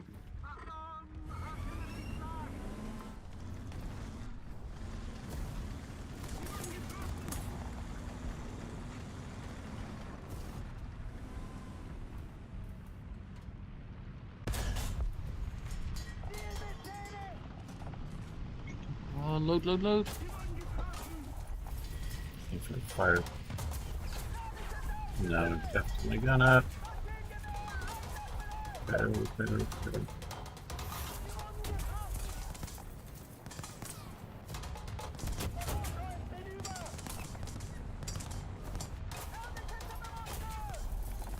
Too many. Next there. weekend, I know. this is our last match, young Sheldon. I see him. Next Sunday. Come back then and a bit earlier. How- If you can get here like a couple hours earlier next Sunday, we'll definitely have you join us. Any Slytherin coming up, gamer? No, they're basically taking August off. Oh, damn it. So not looking just me forward is to not having Slytherin, but none of the guys are. I mean, there's I think a few people that still may have July streams or something finishing up, but I don't have any more. So I got a lot of over Strategic Command. I got a lot of extra streams that week, so you know they work to balance it out. Last thing on the Battle of the Bulge was a month ago. Did I finish it? What? Battle of the Bulge? Was I playing something on the Battle of the Bulge? Because on a Strategic Command, I was playing the Ludendorff offensive. Is that what you're thinking of? I think he means Slytherin. Slytherin? Oh, He did a Battle of the Bulge, indeed. yes, I did. Yeah, no, I haven't finished that off. You're absolutely right for Panzer Corps. What we were originally going to do was play the new DLC for Panzer Corps, but it just was not ready, and they didn't even want us giving it. Oh, You the know, Poland one. yeah, the Poland one. That was I would love originally to see you play that. that was originally what the plan was. Internally, I guess I don't think I'm really spoiling anything. Yeah. 80th year of Battle of the Bulge. Hey, folk, how you doing? So originally it's the story of Poland, and they didn't even want us showing off, or wasn't ready, even like a limited battle or something. And I get it that and I don't know what the issues were. They were never told to us, whether it was just stability issues or whether they felt they needed to complete more of something. I don't know. But they originally thought we were going to be featuring that because it was whatever anniversary of Panzer Corps. Forget the year, 10-year anniversary or whatever. But yeah, so I just picked the Battle of the Bulge stuff. Yeah, I may continue it at some point on Saturdays, but I haven't finished the campaign yet. Or maybe Combat Mission Normandy on Saturday. That would be fun. Yeah, maybe we'll see. We'll see what Putting you we're on doing. defensive missions and such. Yeah, we'll see. Sort of a lot of the Normandy stuff I've sort of played, Arno, and I don't have the DLC. They haven't given me the DLC with more missions in it, so I don't know. We'll see. Buy it. I'm just gonna buy it. Oh, I don't want to Aw. give them money. They Peer give me the pressure? games. They give me the games. I could ask them for it. You know, they'll probably give it to me. Just Yeah, do it. It will be fun. yeah, we'll see. But they're going on vacation, so they won't be around for a month.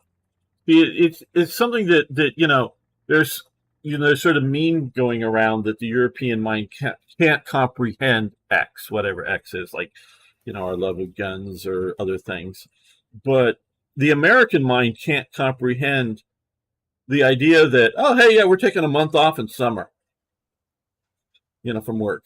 It's just Disgusting. we can comprehend an extended holiday like around Christmas, like maybe 2 weeks there, that the company shuts down basically or something, but the American mind can't comprehend this idea that oh yeah, the company's shutting down for a month and they're picking August to do so. It just doesn't compute with us. Well, I want to thank, of course, Dino, Arno, and even Cragman here, Eric, but Hello. yeah, for hanging out with me, as well as Toy Jet and Niagara earlier. But I also want to thank Elizabeth, Radium, Ray, Folk who just showed up, Young Sheldon who also just showed up. But yeah, you can play next week, Young Sheldon. Come a couple hours earlier than this, and we'll definitely have you in. And Erodi, or the Erodi, scrolling back up here. I know we had ZZ a while ago. Brandon, yes, thank you. Martin Smith, that's right, who had left. So thank you all for hanging out with me. It's been fun chatting with you guys and having you watch us play. So I will be back, or at least I should be back, I think, next weekend, Saturday. Yeah, next weekend, Saturday, Before or for some sort of strategy games. Don't know what we're going to play. And then next Sunday, more War Hoy. Thunder. No, probably not Hoy. I'm so sick of Hoy. I really don't want to do that right now. Makes sense. I'm sick of Hoi 4. I'm trying to deal with the different mods, and I want to play Hoi 3, but I want to mod the stuff, and I'm just not really in the place to spend the time to mod it to get to where I want to play it. So, and they've been progressing along versions, and I don't know how much I'm going to have to play or to mod it. So and it's going to be, and if I'm going to play it, it's going to be a long campaign, meaning probably start whenever and get done a year from, play slowly and get done or 6 months, 6 months to a year long series. So I don't want to just play it for a day. So Hoi is basically out, something shorter. U.S. has no idea of contractual vacations to prevent burnout. Well, no, we have them, but it's normally like 2 weeks a year, that's vacation time. We have holidays, like 3-day weekends for whatever holidays, and normally about a week or so around Christmas that things sort of shut down, that are granted. But then we have like 2 weeks that we can take anytime, and about like 2 weeks of sick leave that we can take anytime. But no, we don't have this idea of being unproductive. We because you can look at it, people. Europe has stopped innovating up until 1945 or 1960, but probably more 19. Europe was the greatest innovator basically on the planet, with America close behind. But since then, Europe has stopped innovating. Europe is a dying place. I hate Europe. And it's largely because of overregulation. You are highly regulated. You can't do anything new. I remember just a few weeks ago hearing, I can't get the details, but 2 Irish guys create a new app or whatever for the internet, and the only way they can do it is they both come to the U.S. for college, 2 different colleges or university or whatever, but they did it here in America because they could not do it in Europe because of all the regulation. And there's just no way to innovate, to come up with new things in Europe anymore. It has, and the only other place in the world that does it is America. So, it's we don't understand this idea of 30-hour work weeks or whatever in France. What? We just don't get this sort of lazy, we're gonna, kick back and not do shit mentality that you Europeans have. They need state-backed companies more so they grow. Well, it's not just state-backed; it's just over-regulated. U.S. states-back orgs all the time, though, through indirect means. Oh yes, we do all the time. Asia does not innovate. There's no there. What? You want to point to gunpowder, which they didn't even know what to do with? Innovate. Yeah. Asia will iterate, will come up with, an improvement on some, a generational improvement on something, but they don't innovate new. Asia just sort of improves a little bit. Europe is even worse, stagnation, and nowhere else. Africa, South America, there's no innovation there. India, no innovation there. And so Asia will still, will put in energy to make something that is developed now primarily in America and tweak it a little better over the generations. But yeah, it's down to America. So, okay. Well, thanks everyone. See